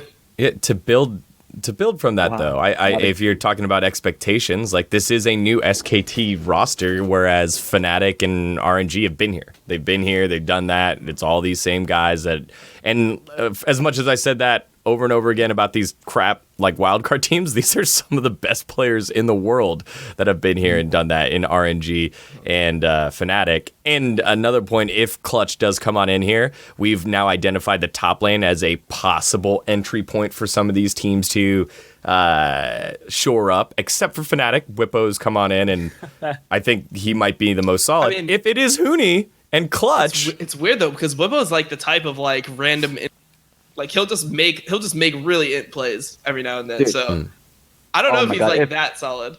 Wait, Daniel, if you're gonna talk top lane, it's Demonte versus Zhaohu, Demonte versus Nemesis, Demonte versus Faker. Even before we talk about Huni versus some of these top lanes, let's look at fucking mid lane for Clutch. yeah, but DeMonte has a ton of experience in not feeding.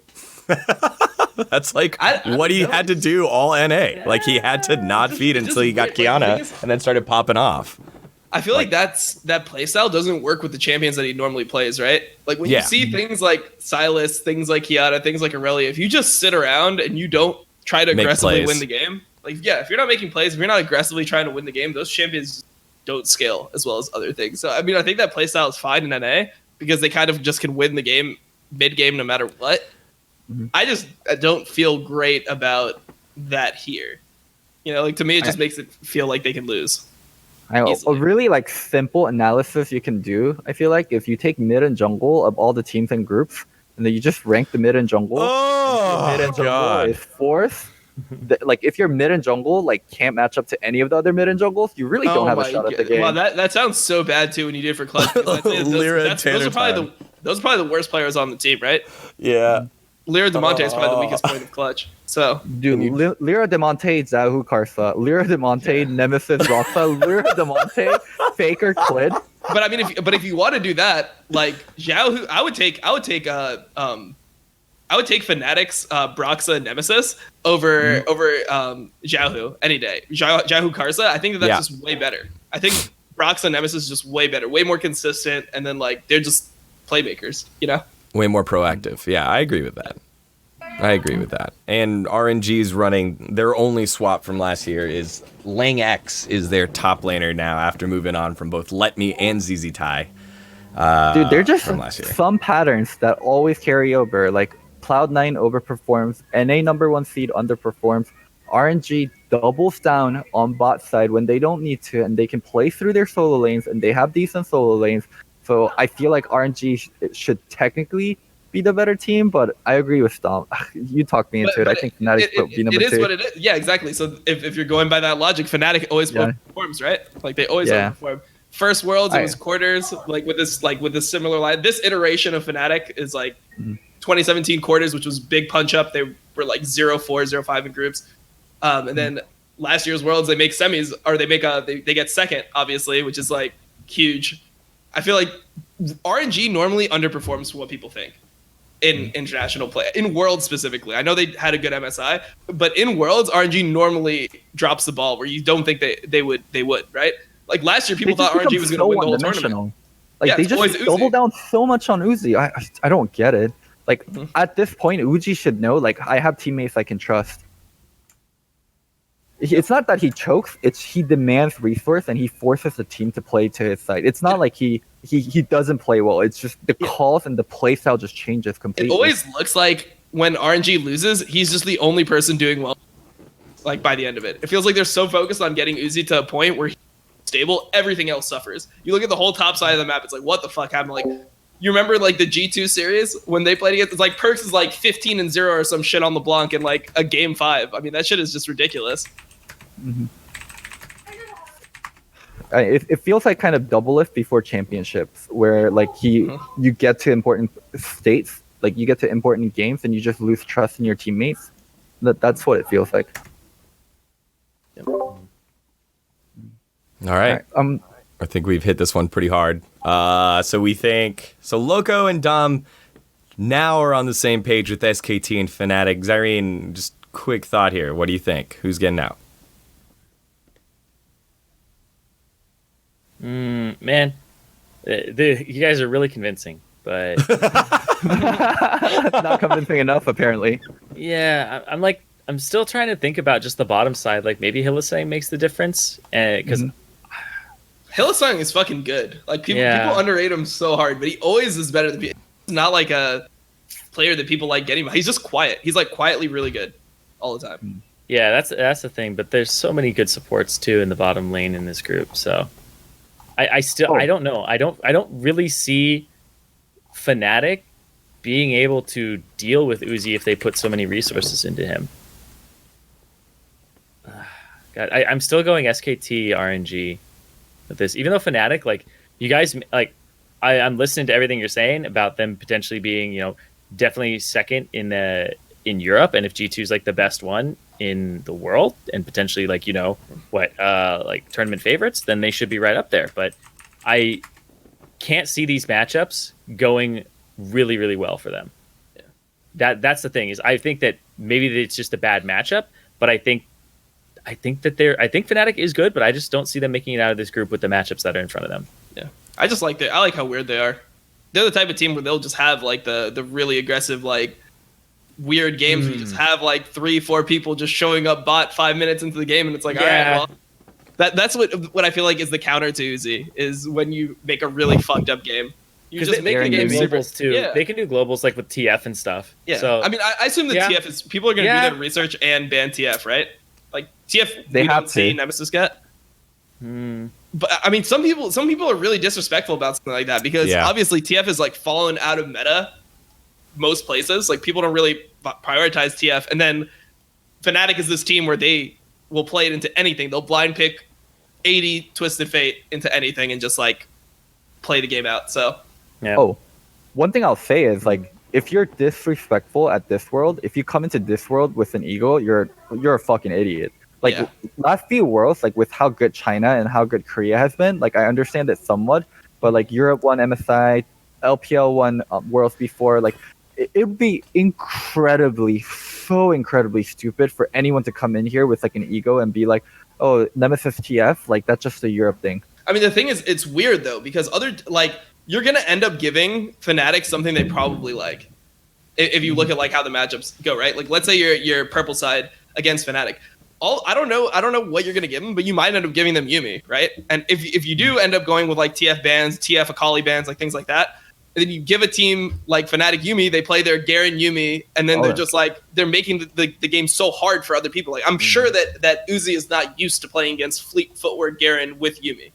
That's actually possible because Yuumi is in permaban status in China. Yuumi actually gets opened up a lot. Yeah, exactly. So if you put that ban on TF, you're going to open up something like the Yuumi, and that I feel like is the counter to Uzi, man. You just play like these weird things. Like Uzi just wants to play like everything standard matchups. He wants top side of the map to go like exactly even, and then his lane like he's just going to shit on the other AD, and you're going to win because you have a better AD late game. He'll just put out more damage. I just feel like you just don't let him do that, and then you can win. Okay. All right, Coach Dom with the tips. Dude, I'm telling you, man, like the drafting I think is really interesting when it comes down to like teams that have these specific counters or like these specific picks that they love. Also, it's a little bit split. Like the FKT and RNG both won't be able to play Fnatic until because they're not boot camping.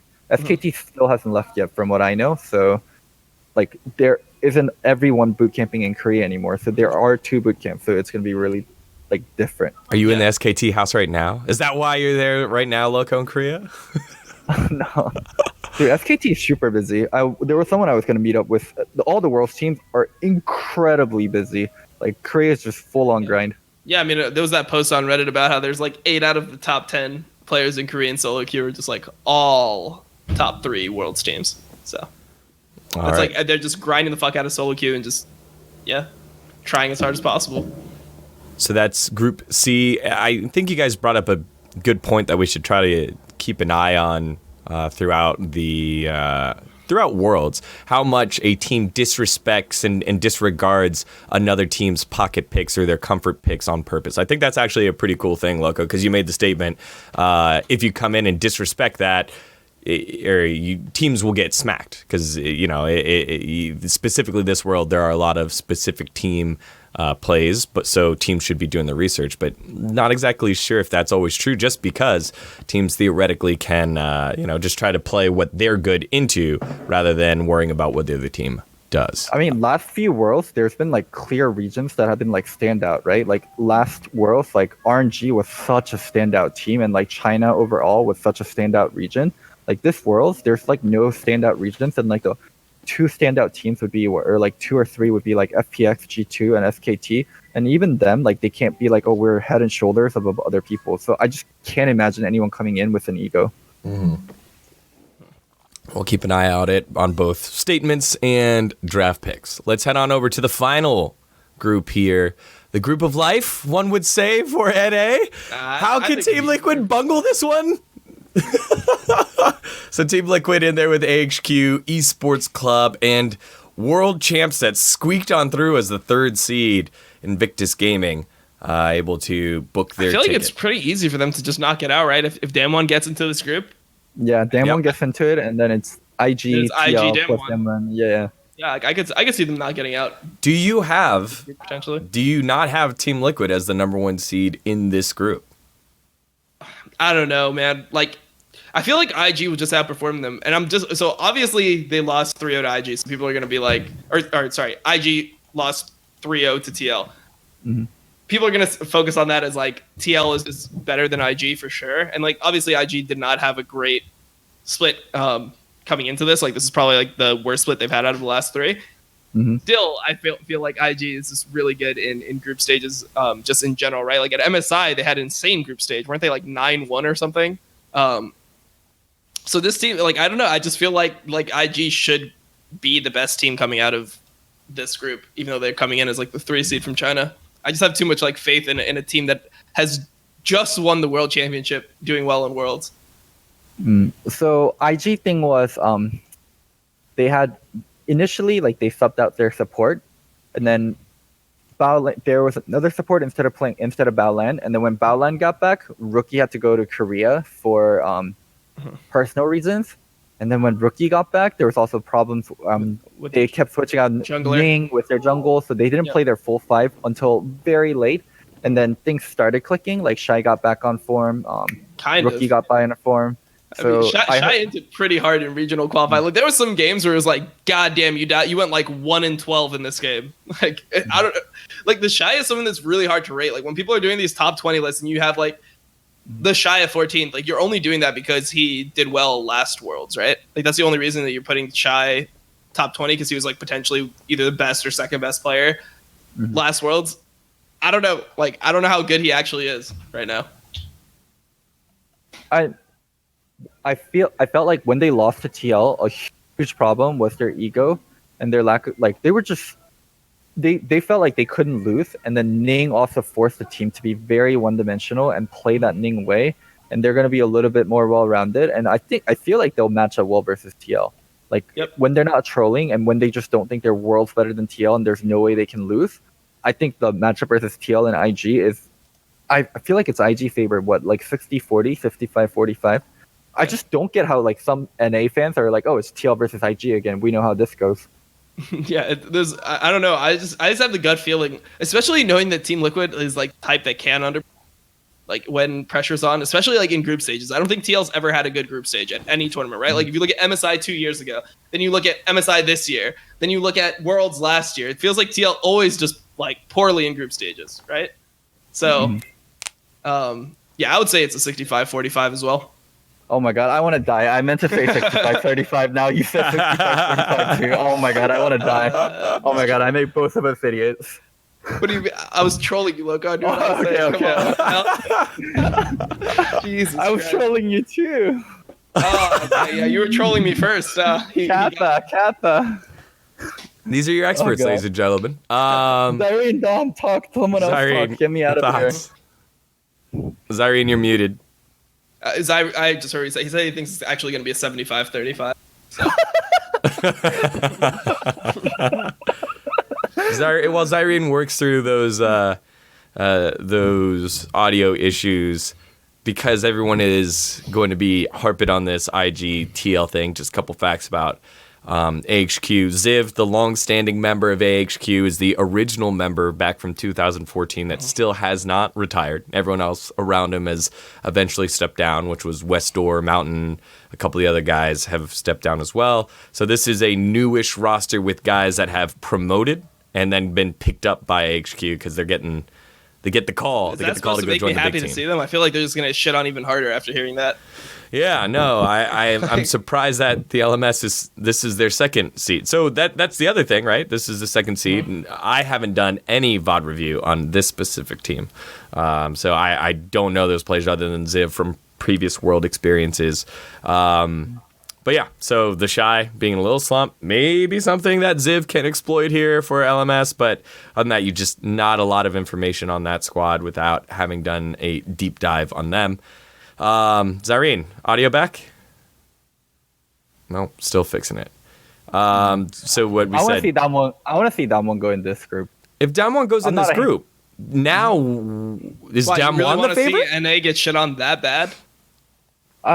You want to see our one seed get knocked out for like the fucking fourth year in a row in Worlds? Let's say Slice goes in this group, and then we don't make it in. I don't think I could survive.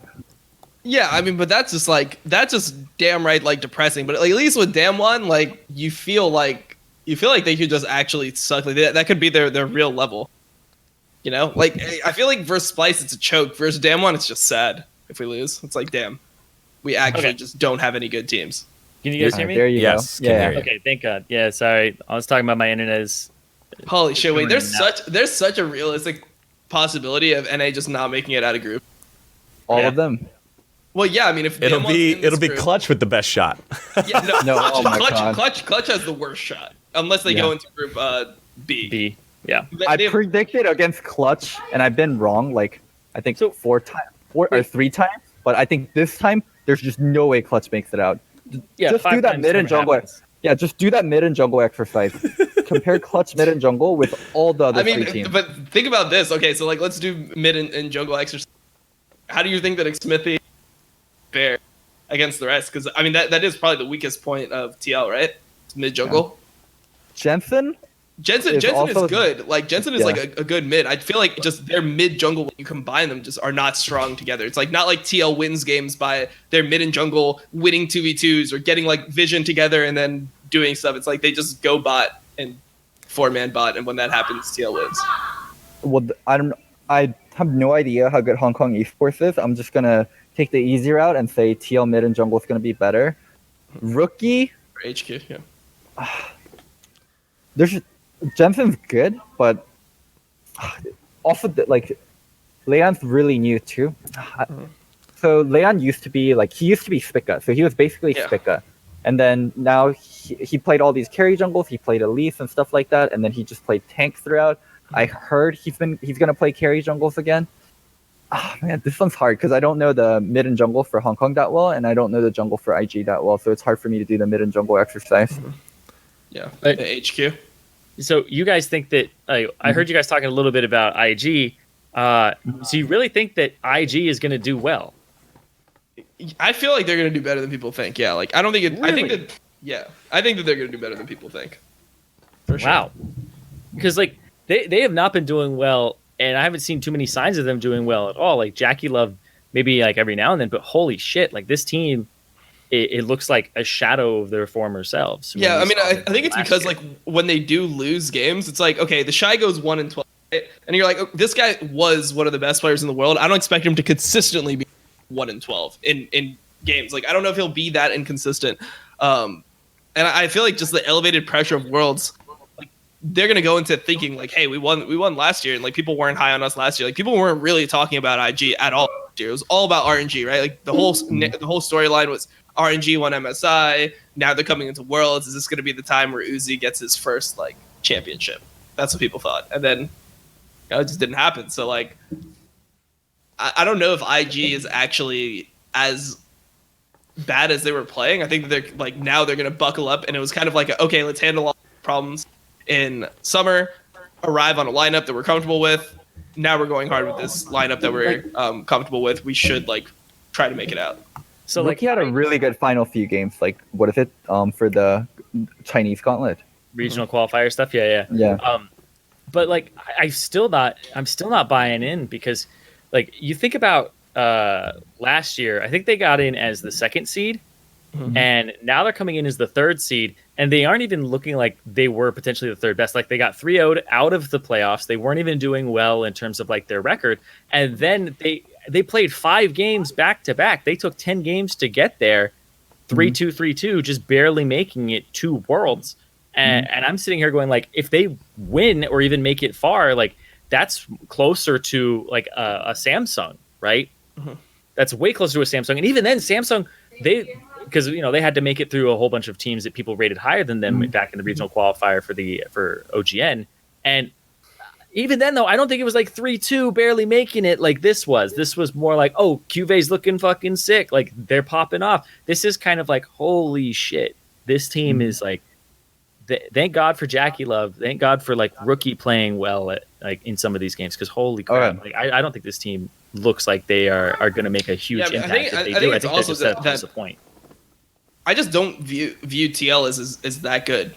Like, I don't think that this is like IG versus like for example, I would rate a team like Fnatic better than TL coming into Worlds. That's how I am personally when I look at the teams. I feel like those teams like Fnatic is just a stronger team. So TL is like kind of scary to me. I mean, they don't look to me like they barely beat Clutch, right?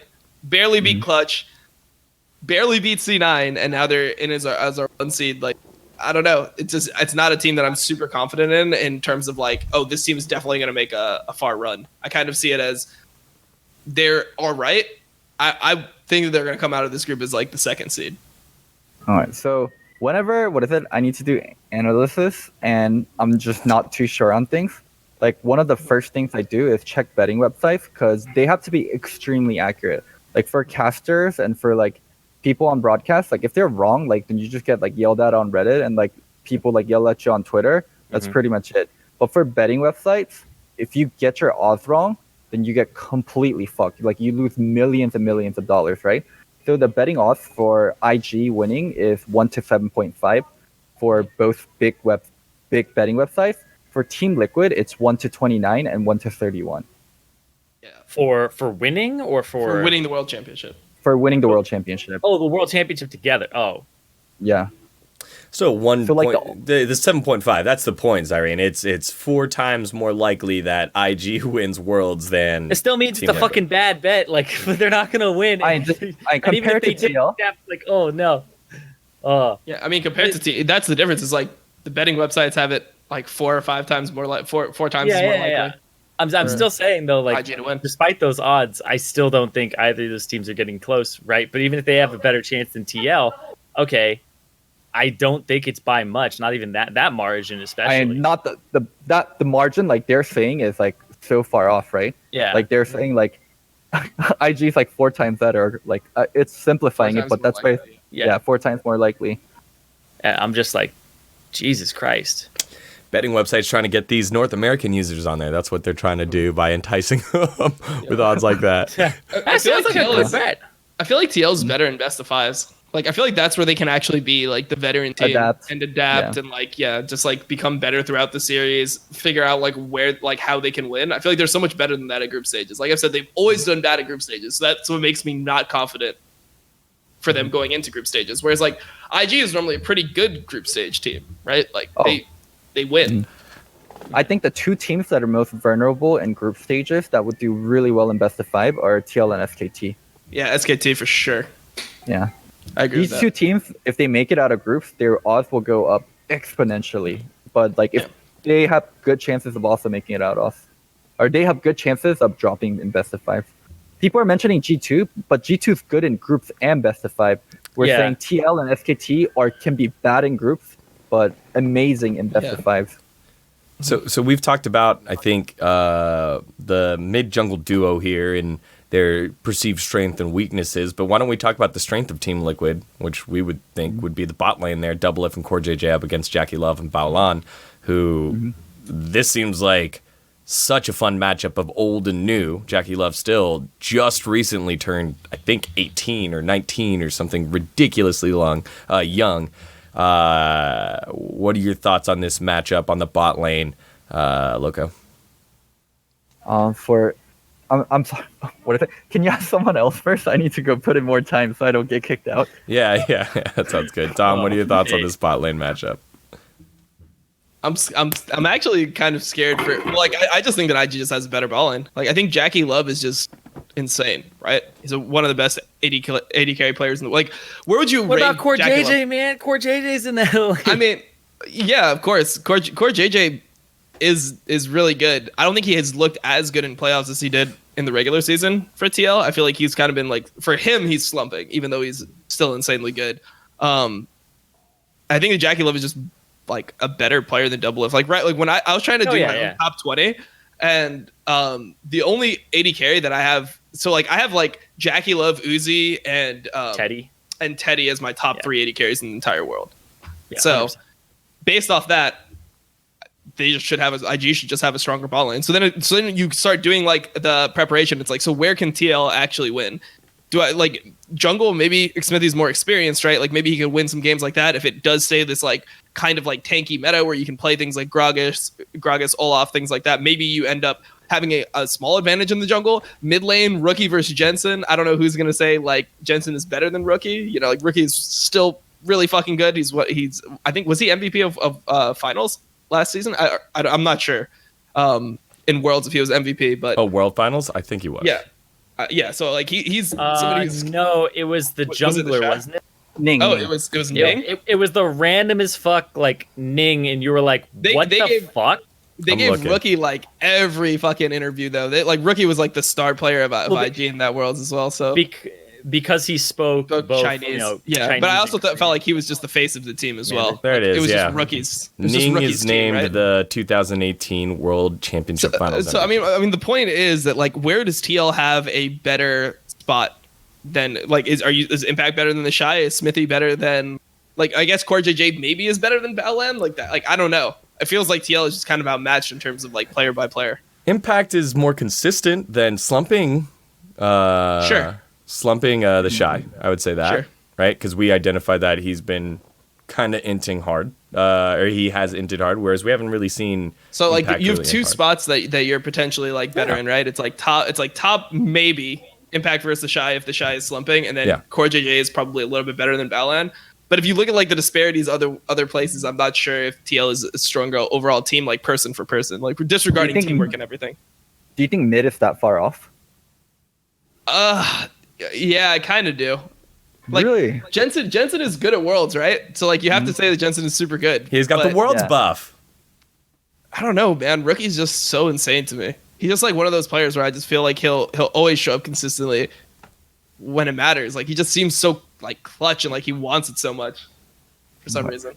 I think Xmithy is definitely the weakest member on TL, but like Jensen and Xmithy have built synergy over the course of the year, and just to like, I guess it's kind of discrediting them, right? Like to say like they're gonna lose to Rookie and a new jungle. I mean, I think that Rookie is such a proven player, and I don't think that like the new jungler in the games that I've seen, he's kind of just been playing Gragas and been like solid. Like I didn't think he was specifically terrible or anything. Whereas like Xmithy did have a lot of like bad games in like finals, for example. Those Skarner games were Not pretty good. awful. He was just dying over and over, right? So even if IG's jungler isn't super strong, like I don't know if that means that he's necessarily worse than Xmithy. Okay. Man, I want to give TL credit. I really do.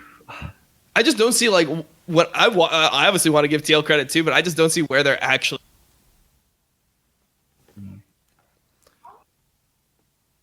It'd be so much easier in like a best of 5 to give them credit, but yeah, in groups, like I guess probably have to take IG over TL. Zyrene, you haven't had as much time on this topic yet, but I feel like we are starting to spin in circles here a bit.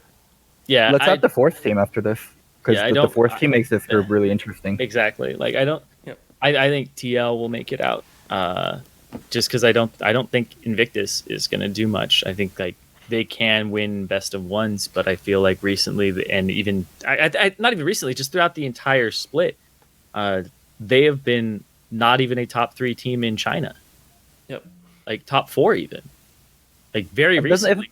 It's like, and even Isn't that that's what Cloud9 does? Isn't that what Cloud9 does like every year? Not this year though. Like they're like top 4, top 5, and then at the very end they squeeze into top 3. I mean, well, last year they went to finals, right? They were like second. They were the second best team probably, even though they won as a third seed.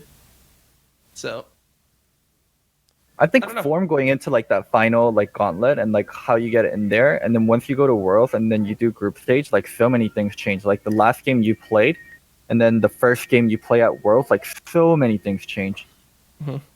Patches change. What is it? How you boot camp matters a lot. Like let's the say experience that players matter a lot. let's say the last team is Damwon here. Do you guys think that TL is like- better than Damwon? Do you think that TL is like? Fuck no. Let Zyrene finish his thought here. Okay. I was gonna say like, and even if you're going by like other results, like TL beat IG in MSI in a best of 5. Yeah, That was so. but they also got from but IG. they also got 2-0'd in groups from that same tournament. Yeah, that I understand. So it's a 3-3 overall in terms of their record head to head. Two But- through, right? 2-3. They 3-1 them. Yeah, they TL 3-1. It wasn't 3-0. Oh yeah. Yeah. True. I want to give TL all the credit in the world for that best of 5. Like that was extremely well prepped. They executed things, but I think if that best of 5 gets played again and again, or like and IG's just not egotistical, it's a really hard matchup for TL. But that's the thing is they've been looking egotistical like all year. Like they look. How, like how it's can been- how can they it's be just so- egotistical going into this? You think they? How can they walk in Well, with the ego? they shouldn't, obviously, right? Like the players themselves, though, these guys know that they're good. They're the defending world champions. But I think we're going to have another example, just like last year, where the defending world champion gets knocked out pretty early. I don't think this team is going to make it to semis. I doubt they'll make it to quarters. Damn. So you think if Damwon makes it into this group, Damwon and TL are getting out? Yeah, that's what I think. I am not high on IG. Like when I watch their games, I am just like, fuck, dude, what is going on? Yeah, I mean, I His feel like team that does some not look games. good. But then sometimes they play well too, and then it's like, oh shit, this is like the world champion. Like here they are, they're back. So I don't know. I don't know how to like rate them accurately, but I felt like they were progressing upwards towards the end of the season, which is like something that I will put like weight on here. Yeah. One thing been noticing on Facecheck though is Zyrene has been like surprisingly accurate. Where I feel like, nah, I don't think that's correct. So, really, you think IG's that bad? Like when I watch them and I do the eye test, like not even looking at record, when I do the eye test, I'm just like, these guys, they get down in the fiesta and then they can't even party right. Like that's what I see with the team. And it's not even just like it's like an old problem that I saw in NA sometimes too, when people would pick the fight and then one person would just be like not I honestly feel like they tilt like where it's a different. Yeah, but it's like they tilt or like troll a bit. Like it feels like they get frustrated and just start doing like random things. Like there's so many times where it's like I just watch their whole team like roaming top like through vision to dive the Shy and he just stays on the wave.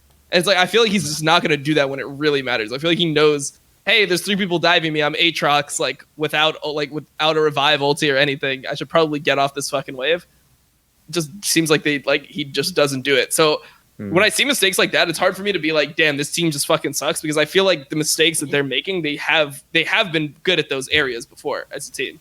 Yeah, and that's where you get into the area that is hard to kind of decipher, where you're like, these players' levels, they're fucking world champions. You've seen these guys be the best of the best, so you know that their top level and their peak is up there. But at the same time, they haven't been playing to that level in a while, and that's what concerns me. And that's why I think, like, sure, maybe this team could fucking pop off, but basically the way they have been playing, I just can't be that high on them right now at all. Right?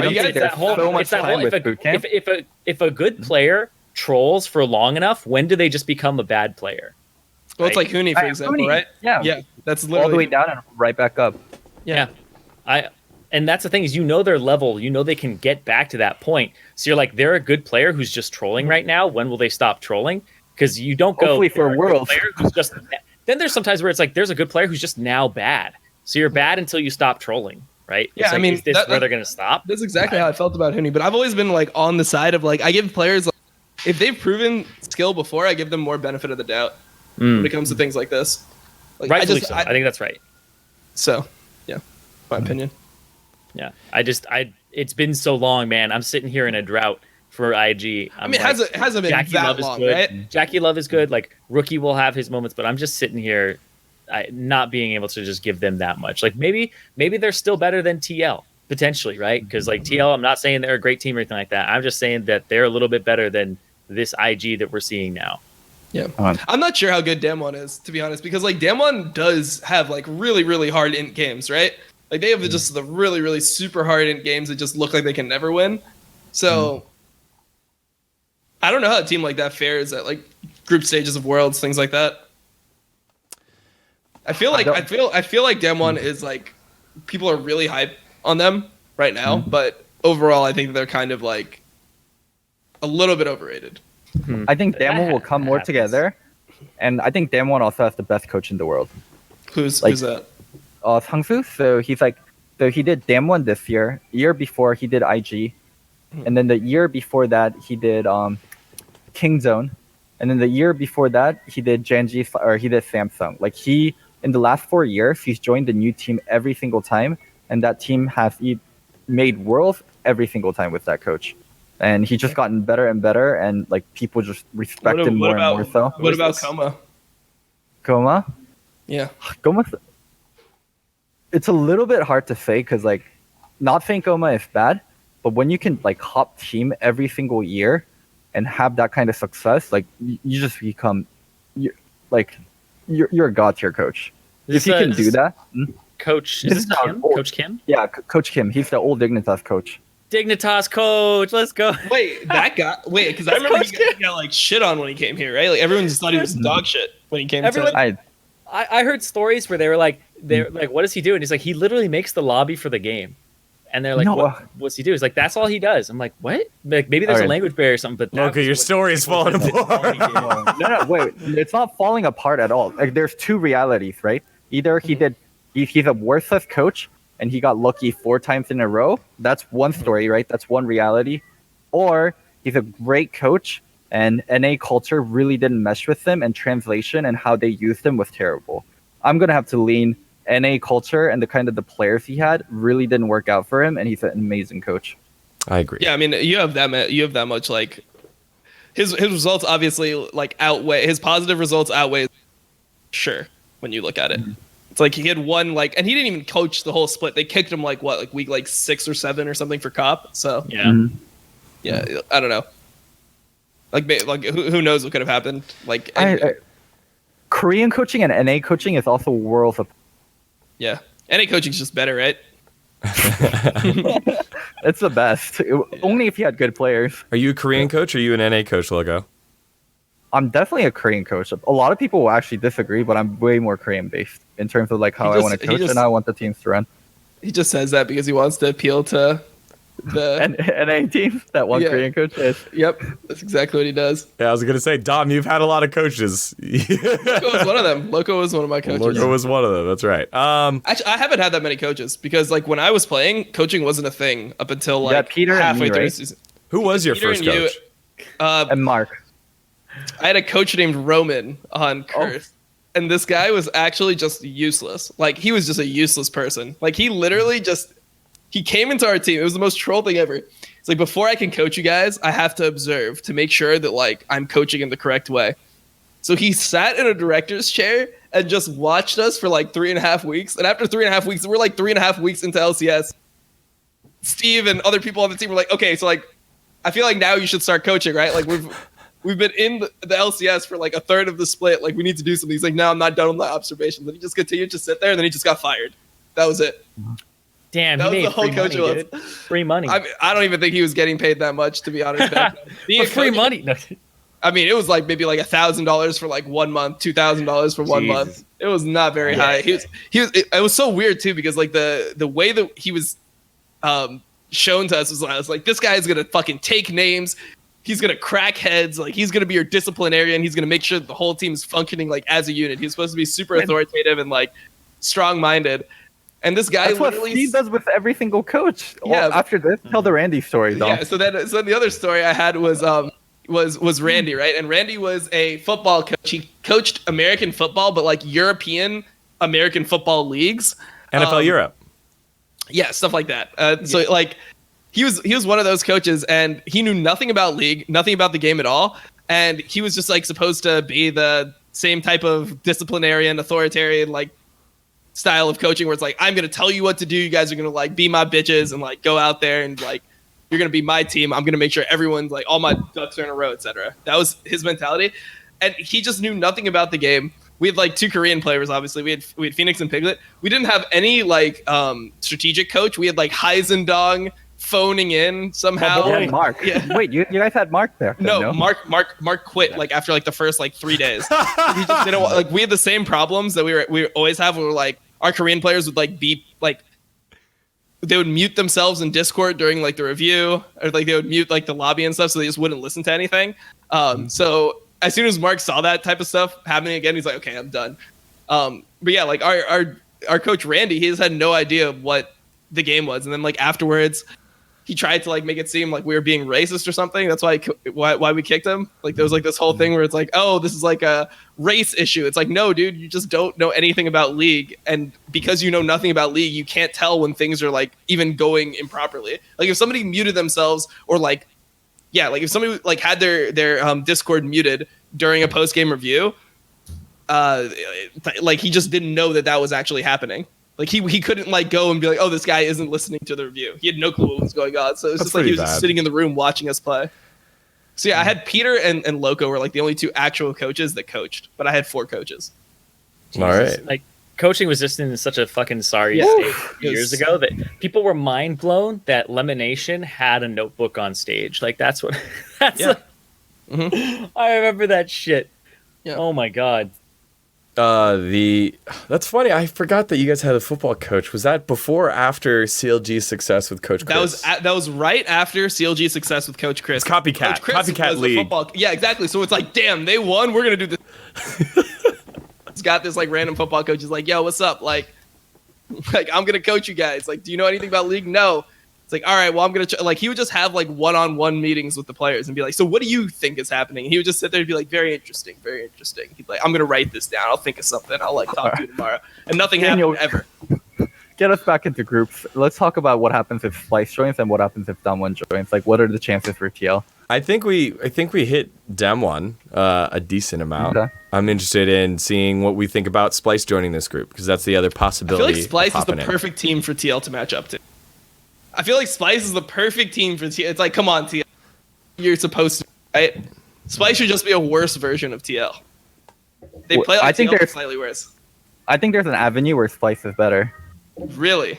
Mid and jungle. I kind of, but like the thing about Splice, mid, and jungle is I feel like they're both good individually. They're not good together. Like they're not like a mid jungle combo. They're just two good players. But still, like if you lose mid and jungle, that's definitely a way you can lose. And Xmithy scares me a bit. Yeah, he does. He scares me a ton right now. But he normally like does pretty well. Like he doesn't get shit on super hard ever really. So Also, now that I think about it, Splice bot lane's kind of ass, especially in lane. I think Like, North Scaring is just not very good, to be honest. North Scaring versus Core J is such a huge mismatch. I agree with that. Mid and jungle int versus bot lane int. Oof. I guess the TL mid and jungle difference is going to be, if anything, it's going to be small, where the bot lane support difference is going to be massive. Yeah. I don't know. I'm not very confident in Splice. Like I think the Fnatic is probably better than TL, but Splice looks so much worse than Fnatic. You know, like, they don't even look like they're in the same like echelon of teams. It's just, yeah, I don't know. I'm not very high on Splice. Wow, damn, TL then should make it out. Oh my god, people are convincing me to. I don't know. I'm not gonna give up on IG yet. If Damwon makes it in, I think TL doesn't make it out. Yep, I that's think what I feel like IG because then, that's such a classic NA choke, isn't it? Like Our classic NA. No. Yeah, that's such a that's the stereotypical. Like if you've watched NA all these years, you feel like TL is just gonna choke, right? It's Double Lift's team, right? Double Lift's his teams always fucking choke when they come in as first seed. Like that has to be the TL choke. But it's Jensen's team, you know. It's like Jensen's on that They're team. counterbalancing a little bit it. further. It happened. They cancel each other out. Whose team is it? Is it Impact's team? Is it Core JJ? It's Core JJ's team. He won Worlds. We have to see like was C9 good in Worlds because of Jensen, or was Jensen good at Worlds? Because of C9. Yeah. But they have the relaxed atmosphere, right? Like C9's going to groups like, let's do our best. TL's like, all right, we better not fuck it up now. This is the best group draw we've ever got. Like, if we have any chance to ever make out of groups, it is right this moment. Like, we can't fuck this up. But like, what is it? MSI, right? Double Lift made it out of groups and made it further. So he like made it to an That international doesn't mean final. shit to me. I hated that people tried. That's the Benson buff. It's like People tried to make that seem like gives a little bit more. I hated that. I hated that whole narrative. Look, we made it out of the groups at MSI. It's like, wait, what the fuck? This was all about Worlds. Worlds is the only thing that really matters to me every year. Like MSI is nothing compared to Worlds. How is that a group stage? The most NA thing would be TL doesn't make it out and C9 makes it out of that group. Oh yeah, That would be the No, that most would- NA thing. Yeah. Who's the toughest team that can join? Oh no, it's just Hong Kong Attitude or one of the And that would be wild perfect cards. for like how Korean teams like because you normally have like one bomb super fucking hard. A freak of freaks. That'd be the Griffin bomb. Yeah. I think, Griffin's the potential Korean bomb. Griffin is a freak of freaks. We'll keep that in mind. So I put up the overall group draw on your screen. So we think. Oh wait. My final thoughts on Group D. Yeah. I just trust betting sites and their odds way too much now. If Damwon makes it in, I want to like double down. I want to double down. IG and Damwon for sure. If Damwon makes it into Group D and TL doesn't make it out, I cannot go against the odds like that are that far distant. Every time that Double Lift is in a group like that, and it's like, damn, it's hard, but they could do it. It always goes poorly. From what I've experienced, it's always gone poorly. I just want to say this team's different because it is. It's different. It's different than Because it previous has- Worlds teams. Yeah. Jensen and Core JJ. JJ. Like those are massive. That's definitely massive better. upgrades. That limits the amount of people who choke for sure. Right? Massive upgrades. Well, by one. I mean, I will say Jensen at Worlds, very different than Jensen in NA. Jensen in NA had noted anxiety problems and anxiety things, which I think is interesting because Cloud9's cool, calm, and collected environment helped support that, and they found success through him, and he's the one that's been attributed to it. So we won't really know the Jensen effect and if Steve and Jack's gamble paid off until after group stages with both Cloud9 and Team Liquid. So we have G2 Griffin making it out of Group A. Is that what we had, or do we have G2 Cloud9? Everyone's different. Everyone can have their own. I think. Zyrene, you disagreed, right? What did you have? Or no, actually, No, I think I had G2 Griffin. Yeah. yeah. But I said C9. You never know. Okay. It's G2 like Griffin, G2 Griffin. yeah, and then Griffin might bomb for me. Yep. That's how I feel too. Fun Plus and whoever in Group B. I think I think it's Fun Plus and then whoever the yeah, Fun Plus Damwon, Fun Plus Splice. Yeah, it's Fun Plus playing team. I've got Gam. I got Fun Plus and Gam going through. I think that one's Do interesting. you have Gam? Do you have Gam even if Damwon makes it? Yes, because they play aggressively.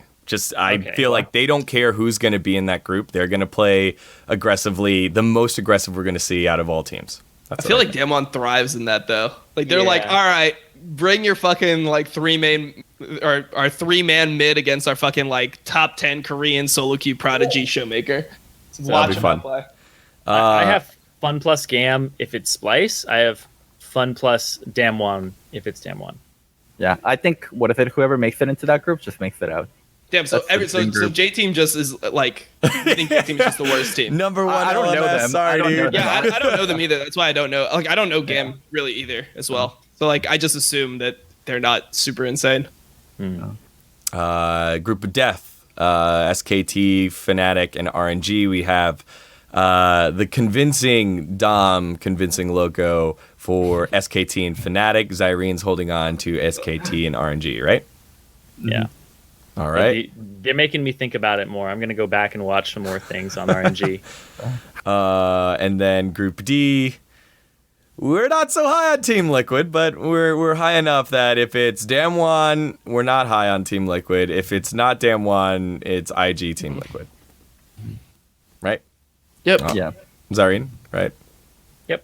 All right, cool. So there are your Worlds group draw and our predictions based off of assuming that all the top teams from play-ins make it through.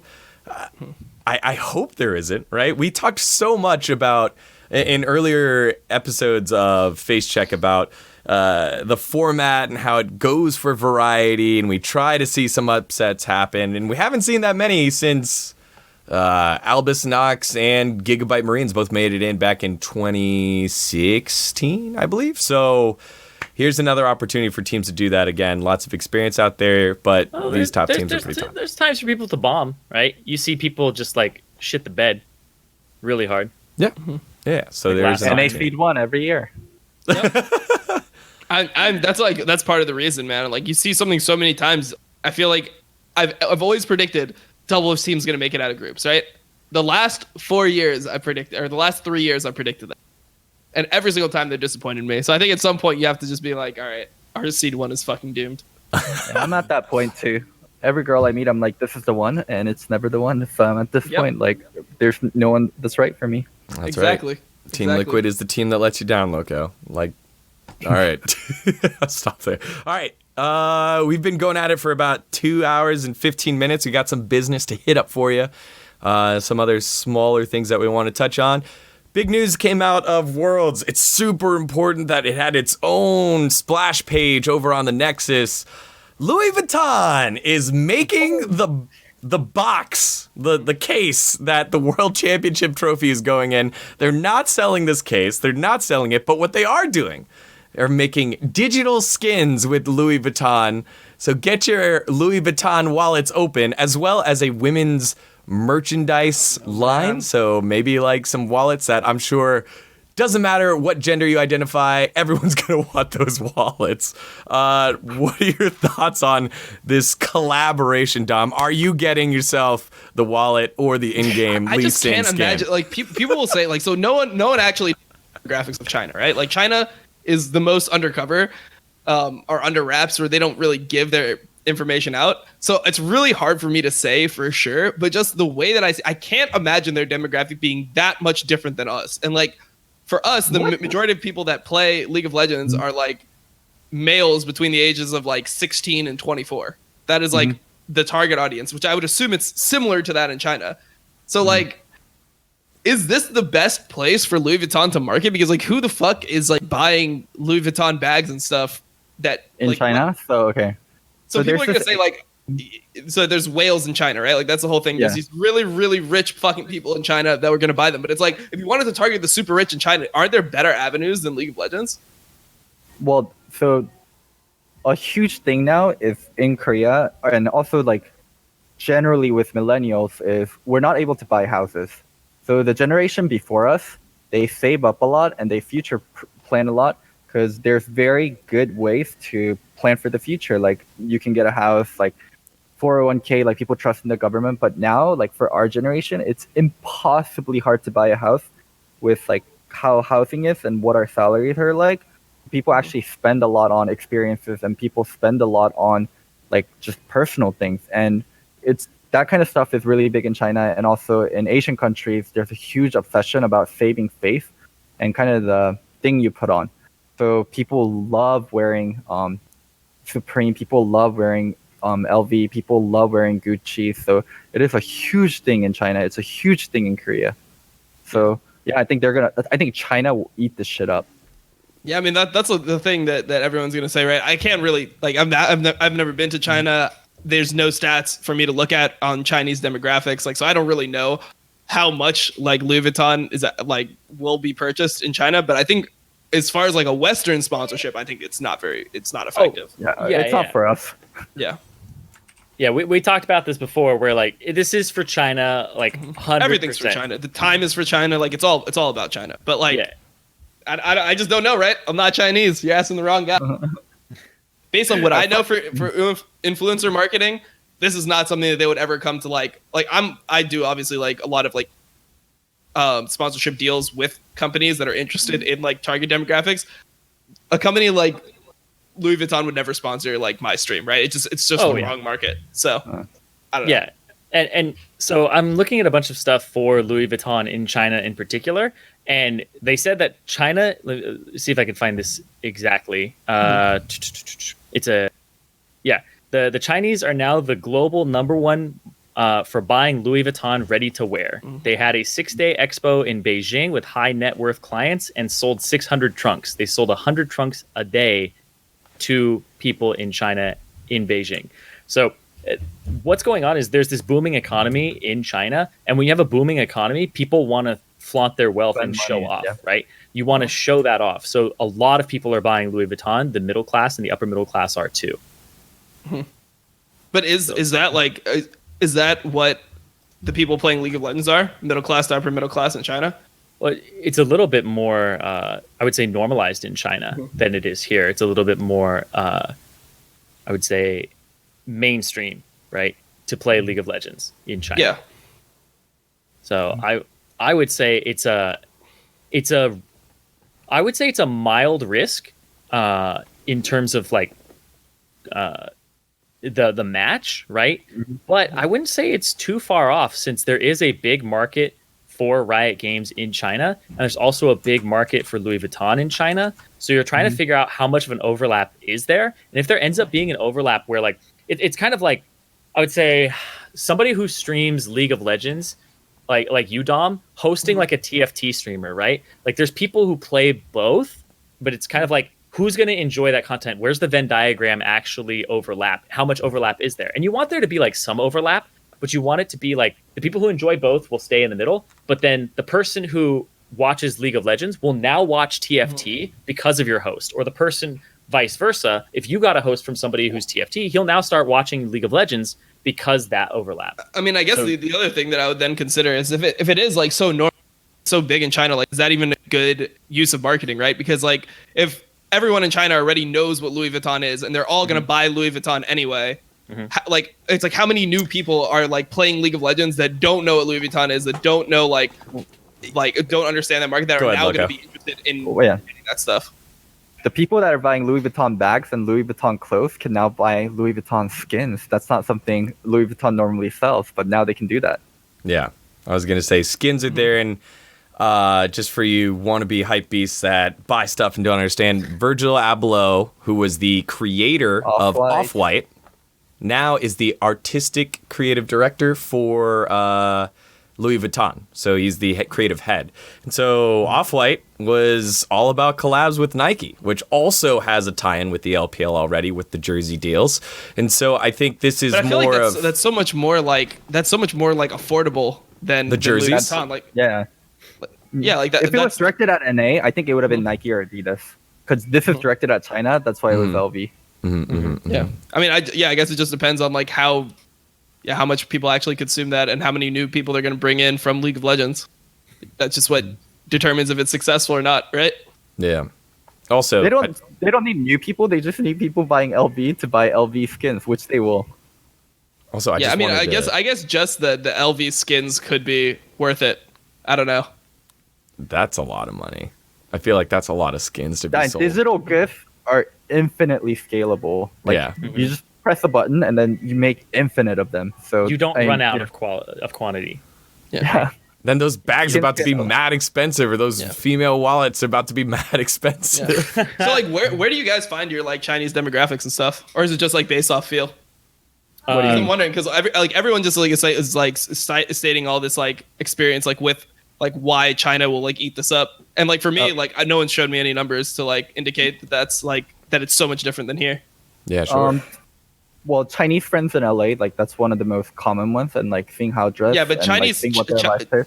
but Chinese people that live in NA are gonna, generally speaking, I feel like they're gonna have like, yeah, like the Chinese people that I've met in NA are super Just rich. rich as fuck. Like, yeah, they're just rich as fuck. Really. So it's like it's at that point, like those people are gonna buy it. But Okay. For me, also some commonality between Korea and China. Like we're pretty nearby, and we also share things culturally. We're not the exact same country. There are huge differences, but there are a lot of similarities. At least that, and for me, that's where I get my feel for Chinese demographic. Yeah, I just think so. So as far as I know, like to me, it's just Asia is an unknown. But I think that if we're talking about EU and NA, like it doesn't make sense to me. Yeah, I agree with you 100% on that. Mine is not NDA conversations that I had while at Riot. It was just like, this is buoyed up by China. Like, you gotta cater to the Chinese. Like, you know, I'm like, oh, NA, or if you add it all together? Yeah, if you add it all together.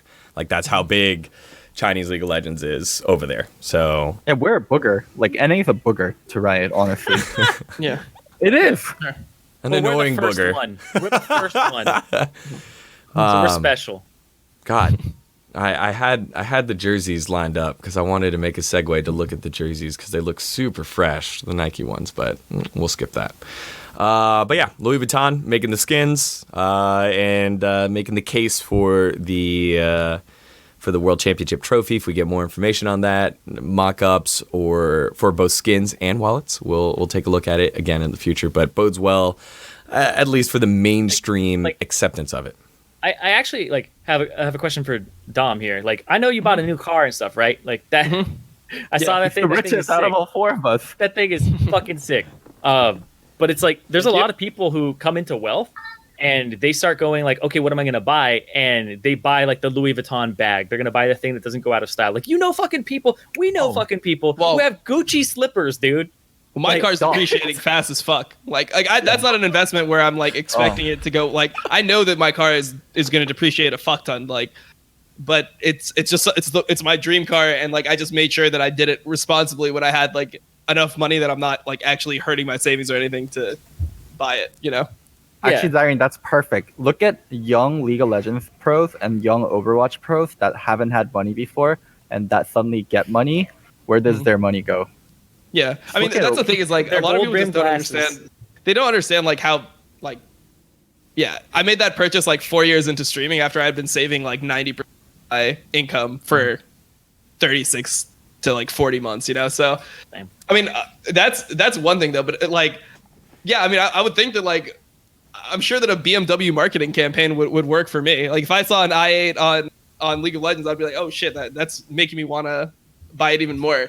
I just don't know how many people are like that in China. Like I said, it really just depends on their market.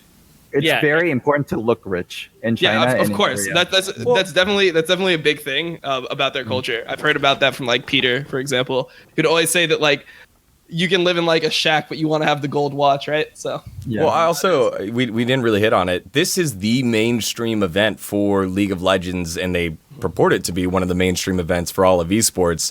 Now getting non-endemic people, love using that word, to see, oh shit, Louis Vuitton is now a part of this and found a way to have their niche in there. Because again, in the statement, they've said it's not just League of Legends that they're creating this carrying case for. They do it for the World Cup. They do it for the Stanley Cup. I wonder They do how it for the Rugby marketing World Cup. works. The other thing is like how does marketing work in Asia for Legends? Because I know that like in general, from what I've heard, marketing to like North American and European esports is like normally a money loss. Like it's not the best place to be investing because of like the fact that a lot of the people are like frugal or just like people do not consume the products the same way that companies expect. Well, I think this goes a little bit deeper into the movement of fashion right now for Virgil and the rest of Louis Vuitton. It's making it a little bit more accessible, just a little bit more accessible, right? When you make it more accessible, it gets a little bit less prestigious, but I think you're that's making one of it the things. way more accessible now to a clientele that you wouldn't normally hit, theoretically here. Yeah. If you're talking about league players, what Louis Vuitton gets out of it, what Riot gets out of it is the mainstream notoriety for having this happen. Like, we don't even know which way the money's going. Theoretically, the way the money's going is that it's Louis paying it to Riot, but who knows? It might be going both ways for the same amount of eyes and credibility that they're getting. So now they could say, we're on the same level as the Rugby World Cup. We're on the same level as the FIFA World Cup. Yeah. Has to be revenue split. What is it? The skins that get made. For sure Riot gets a cut and Louis gets a cut. I don't think it's just like flat. Like, hey, here's the money. Can you imagine that Riot goes, we'll pay you in skins and skin sales, and there's infinite of them. well, like legitimately though, that's a big thing because how much investment? If I'm Louis Vuitton, my investment is literally my brand name and a designer's time, as well as like making just one thing or the cup, right? Or the cup carrying case. It's like, what else am I making? I'm not manufacturing shit. I'm not putting a ton of money into something else. So if I'm making money and it potentially makes me money over years, then that's a good investment for Louis. Like, that's a super good investment for Louis Vuitton because it's very low effort. The only thing is you just don't want them to drag your name. That's the only thing is that you're worried about, right? Is like potentially if some shit goes down, it's like, oh, fuck. The only good thing that I'm seeing out of this for Louis Vuitton is that they're starting to sell a product that's affordable immediately, right? Because like if you're going into League of Legends space and you're not doing something like you're selling skins and you're only selling like $1,000 like Gucci bag or like Louis bags and like all that stuff, like if you're only selling stuff like that, then you're not going to be able to make anything. But I feel like the fact that they're at least like making an affordable product while entering this market is like definitely a positive. It gives them like go for it. It'll be premium. It won't be affordable. It'll be the Louis skins will be a premium skin. I was about to say, like, if you make a Louis Vuitton product affordable, that makes it like that makes it non-exclusive, right? That makes it like not behind any type of paywall, anything like that. It makes it very accessible, and that might devalue the people who have it. So if everybody has a Louis Vuitton bag, then it's like it's not worth it, right? You can have a cheaper Louis product. Like Louis wallet is going to be cheaper than like a Louis bag, right? But it's still expensive than most wallets. Like same thing for Louis skin. Like Louis skin is going to be probably the most affordable product they have, but it's going to be way more expensive than pretty much every other skin in League of Legends. I feel like we could have $100 skins. Yeah, I mean, Louis. I guess the way that you'll be able to tell whether this is a success or a failure is how long Louis Vuitton remains a partner for. Because pretty much what happens with almost every company when they market within League of Legends is they go into it, they're like, oh, here's this booming game, here's this like demographic, we're going to attack it. And they normally don't get the results they want, and they pull out like pretty Coca-Cola, HBO, Jersey Mike's, everybody. Exactly. And then you just have like even on a smaller scale, you had like Nissan enter for a little bit. MasterCard. So you have all these companies. So generally speaking, most people have not found like the success within marketing within League of Legends. So I guess we'll see. Like if Louis Vuitton ends up, if we're still talking about Louis Vuitton 2 years from now as a partner of League of Legends, then you know for sure that I was wrong and that this thing worked out. All right, if it works, okay. Final point. Logo, if it works out well, Prestige skins will be no longer called Prestige skins, and it will be called Louis skins. Or they'll do it yearly for Worlds. 5 seconds each. What's your Louis Vuitton skin? Loco, go. 1. Mine. 2. Caitlyn. All right, Dom. 3. I don't know. Give a Louis Vuitton Shaco skin where the box is literally a Louis Vuitton bag. Damn. He looks like Scumbag Steve. Pops out of a Louis Vuitton bag. All right, sorry, what's yours? And it spits money instead of like those little darts. It just throws dollar bills at them. Oh no. Give me a LVLB. Give me the LeBlanc, dude. Give me the French girl, dude. She got the gold chains and she throws bags for her Q. I like it, dude. That's good. The LV symbol above their head. That's like they're ready to pop the sigil. I'm ready for that, dude. All right, 3 more things we got to hit. We got to do it. The Louis Vuitton Mundo. That's one. That's. Oh yeah, you throw the bags. Briefcases. Different bags, dude. Different Louis Vuitton bags. Take my money. Three more things we got to hit, and we got to do it relatively soon. I got to go soon. All right, Euro trip. Let's check in on the boys. Loco, you wanted to hit this one. I'm not 100% sure. It just Double's having a rough time. Cloud9, Clutch, and TL updates from solo queue, stream, ranking, all that good stuff. Dom, go ahead. I mean, it is what it is, right? Like, so I was watching like Double stream. Everyone was watching, see him get like inted and stuff. It's so much like now there's a lot of different people, right? So there's like not going to be as like the inting's going to be more spread out amongst the masses. But yeah, I mean, this is just like season 9, dude. You watch those games, it just smells like season 9. I mean, to be fair, Double was inting perks pretty hard, but you know, it is what it is. I hear some of the NA pros, like their win rate is kind of yikers. I'm not sure how much of that is people getting inted or people actually struggling. I mean, it is harder. Something? Cody's doing well. Blabberfish is insane, right? But he's like not scrimming, so he's only playing solo queue. Yeah. I mean, one thing that is really good for them is that their MMR started in like Diamond, because the place where you get into the most in EUS solo queue is Diamond 4. So like the true hard, because there's so many people in Diamond 4, right? And the true hard like Diamond 4 players, they just don't care. Whereas like Master and Diamond 1 players, it's a little bit harder to get there. People are a little bit less likely to like throw away their accounts. So I say that that's like good. I don't know. I mean, I think that it's just solo queue. You can't really read too much into it. I mean, most of the teams are getting like most of the players are getting Master pretty easily anyway. So it's okay. Oh, one tweet that I read from like a Dota pro that I thought was like really interesting is solo queue doesn't measure how good you are at League of Legends. Solo queue measures how good you are at winning matchmaking games. And I think it's so different for each reason. Like solo queue in NA doesn't measure how good you are at League of Legends. It measures how good you are at winning North American League of Legends matchmaking games, which is a test. So yeah, the difference between the two regions, I always say, is like, and getting high rated in NA is more like a test of your, and getting high rated in EU is more a test of your skill. You like, cut out. The first one is the test of your what? Mental. And the test second of mental in NA, of test of skill in EU. Yeah. So like NA, the number one thing that I have to like always do to hit challenge, I have to say I'm just not type. Because like you type to these animals and then they just start thinking, they start like typing back at you and it just becomes like a shit show, right? So like the number one thing in NA is like being like, we can win, guys, no matter what, because the teams will always throw and people play really bad. But EU is more just like, you can be a fucking psychopath if you're typing. You can tell people to kill themselves, whatever. As long as you're like really fucking good, you'll probably climb. I really hate how you paint me correctly as an NA player. Yeah. So like, NA is like, who cares? Like if we win or lose, be nice. Like that's pretty much how we do it over here. Whereas like EU is like, you could be the nicest person in the world. If you fucking int, people are gonna let you know. Should try out some EU solo queue. All right, so big takeaways: Double F struggling a little bit, getting into Cody doing well, Blabber doing well. Nothing from the main teams. Any other updates? I heard Jamonte is doing pretty poorly, right? He got stuck in an elevator also. Yeah. Doing poorly in life. Dang. I mean, it's also like, I think that a lot of these pros should, like, it's obviously really worth it for them to stream money-wise, but I feel like they should just be playing off stream. There's no reason, like, when you're going into Worlds, there's no real reason besides for gaining money that you should be streaming any of these games. It gives people avenues to snipe you, even though that they're using, like, delay and minimap cover.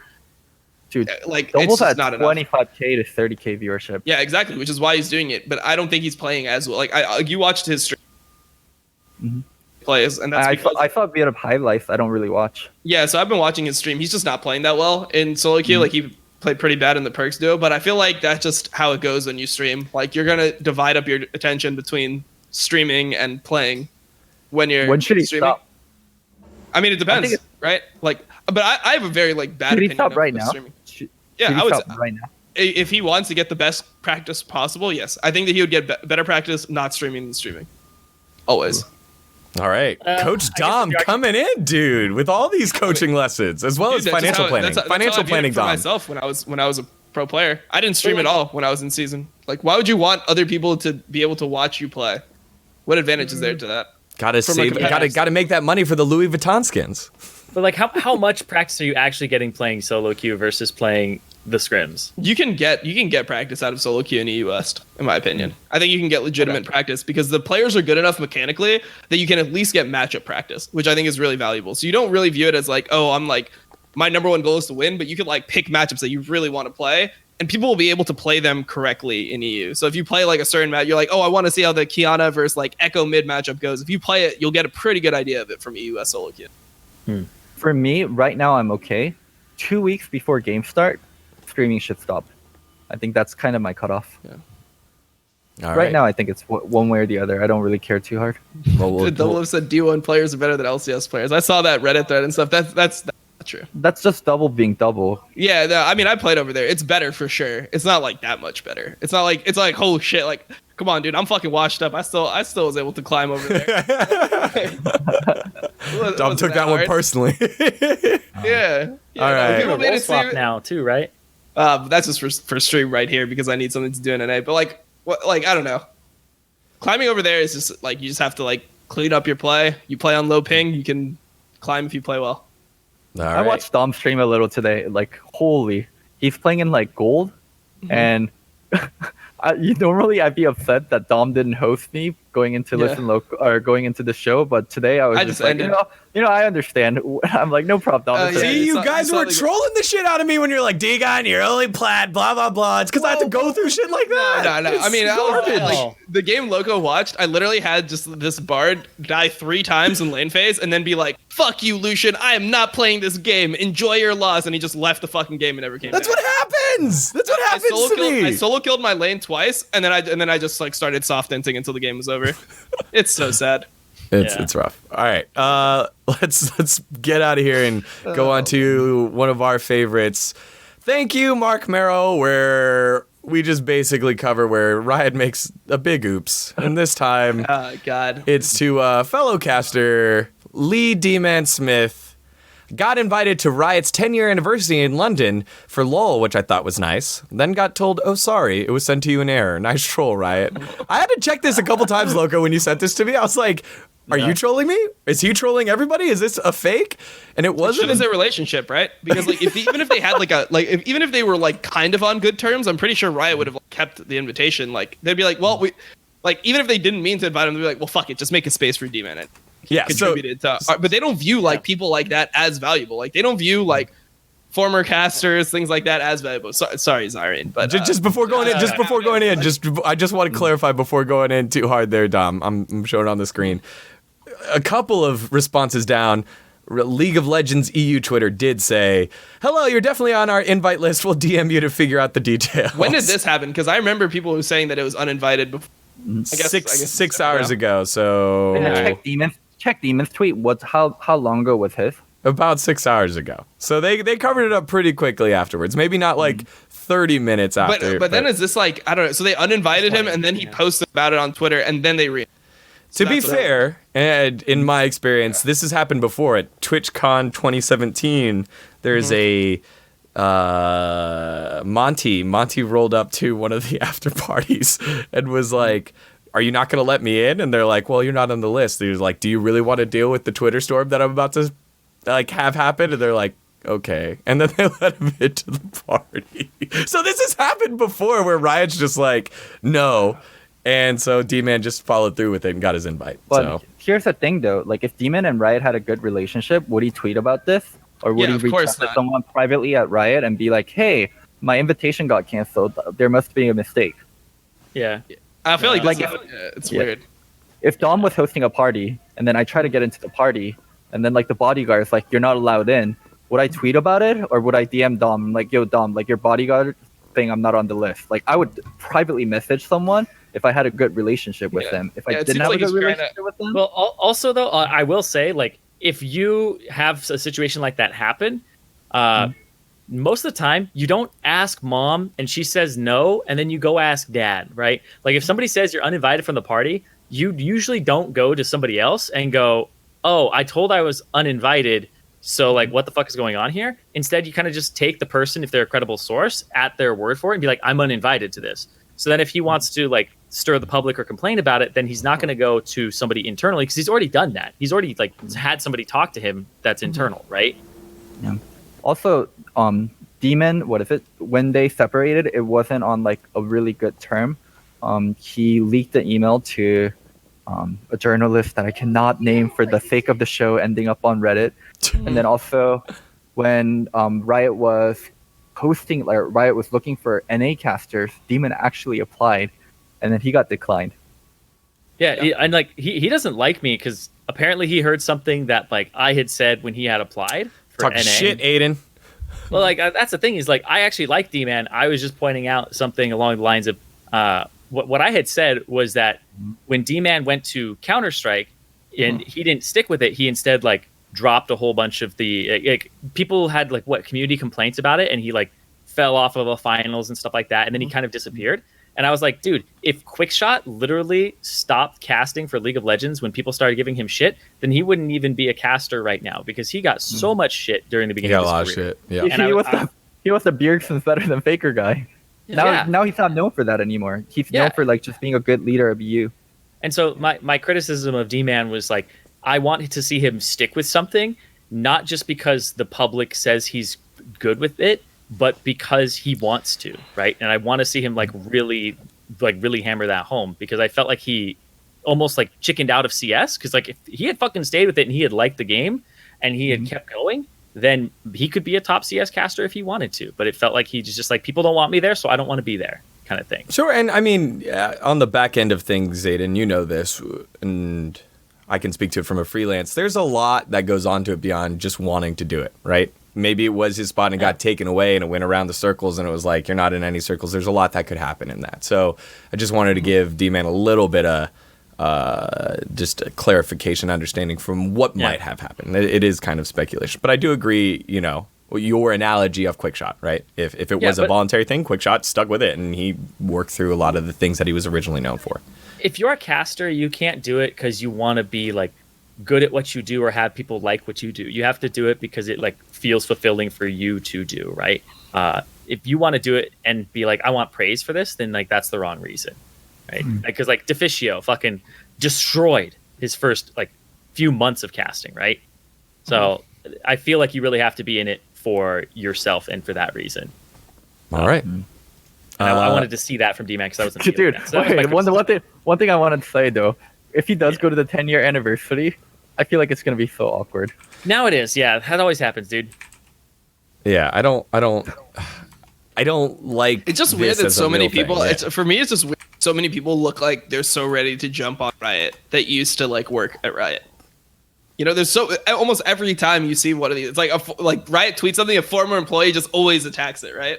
It's like you had Iron Stylist, you had you have D-Man coming out. It just feels like you have the employee that was like transgender that like talked about like how it affected her mental health working there. You have the guy that first Barry Hawkins that dealt with the sexism allegations at Riot. It feels like every time that one of their former employees is like you're kind of fucked up. Like you should like look at what you're doing. Like there's always somebody chiming in that is like ready to shit on Riot. It feels like it's a big org, and I think that there's a lot that can be. But how many people do you? I'm like for example, Niha as well, who used to work as she was like the first person that did esports at Riot Games. It feels like there's not that many like Riot apologists, like people that used to work at Riot that are like, no, actually Riot are really good to work for. Like I don't see as many of those. I see people shitting on Riot. It feels like the only people that, you know, have a good relationship with Riot are the people that are currently working there right now, or want to work there in the future.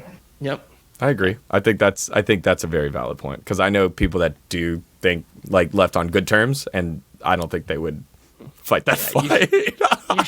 You shouldn't like somebody just because they're in charge of your job, right? That's literally being a captive.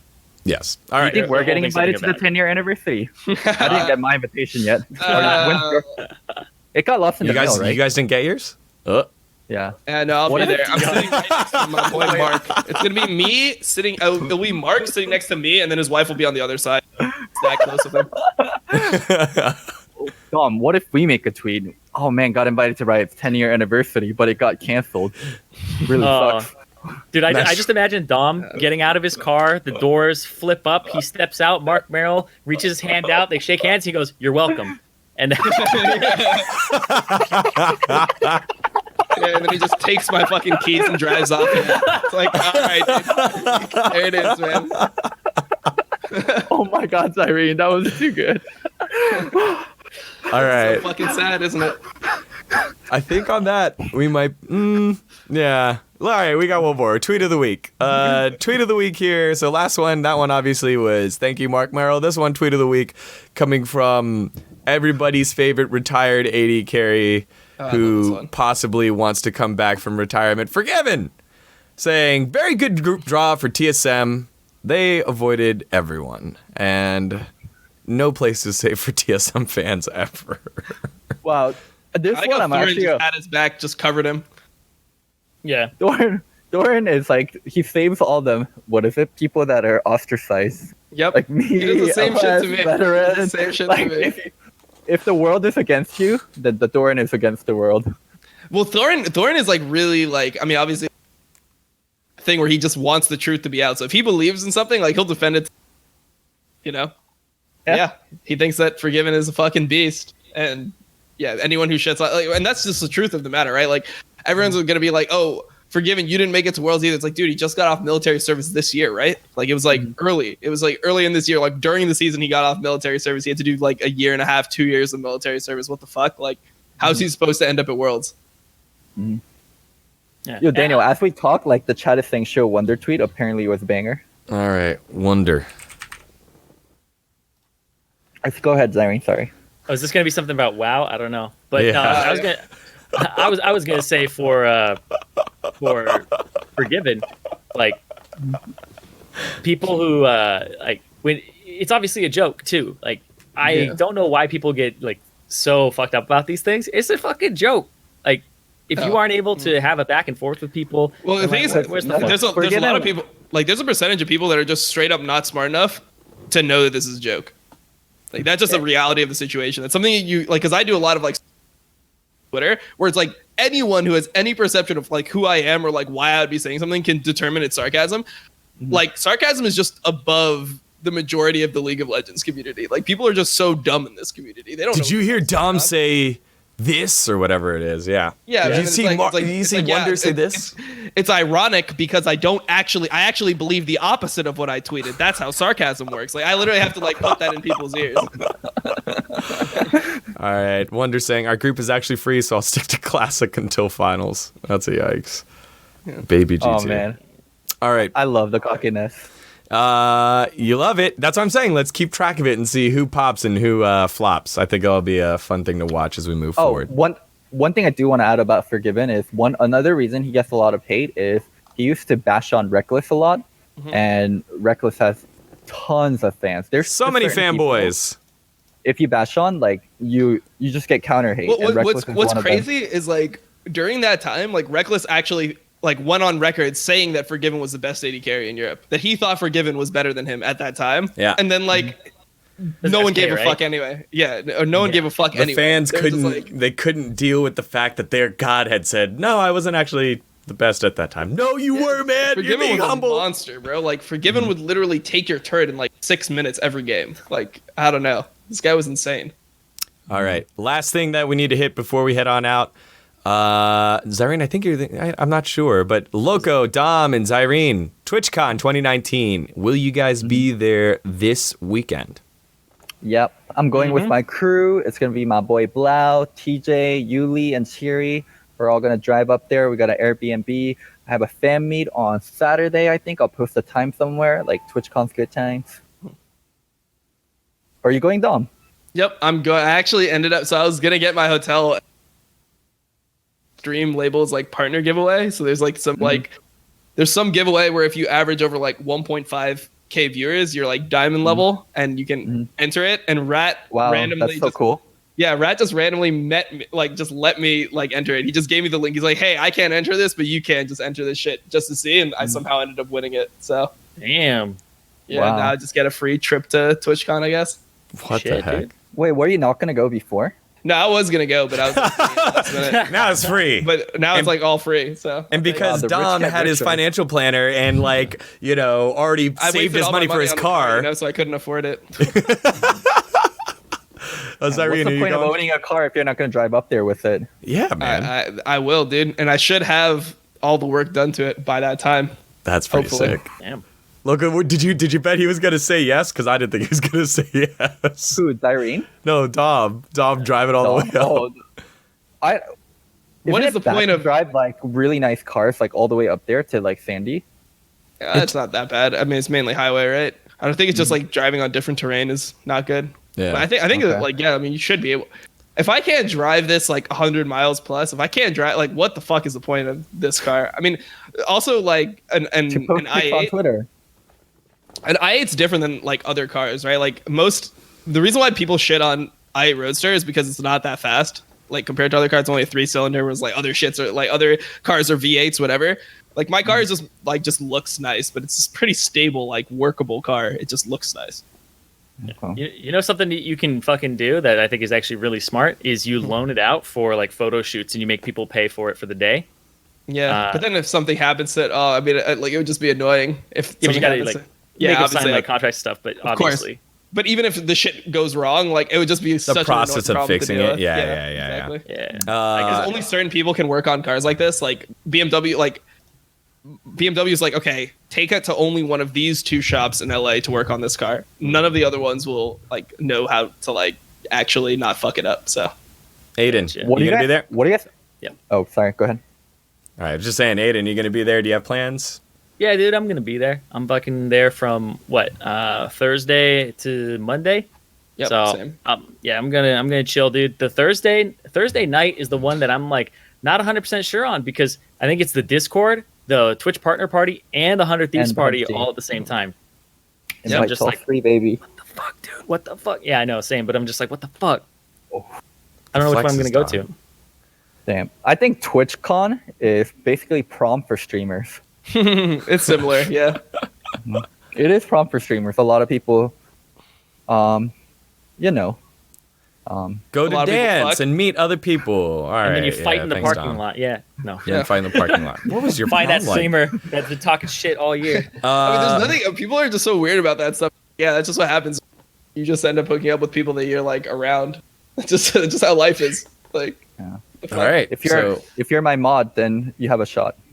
So the three of you need to meet up, grab a random person there to act as me, and I'll Photoshop myself in that photo. I will be in New York this weekend for ESL 1 New York, so I'll be shoutcasting there. Congrats So doing work. Thank you. So if you guys are in New York or coming to the Barclays Center, come swing by. I'll say hi. Otherwise, run What are into you these doing guys out and of- they'll say hi. Wait, what game for ESL? Is it Counter PUBG. Strike? It's PUBG. Oh, PUBG. Okay. Yeah. what the Not a B tier not a former Riot B tier Counter Strike caster. That's not me. Wow. I just got a call from myself. Apparently, I see. Answer. My What own are you number. saying?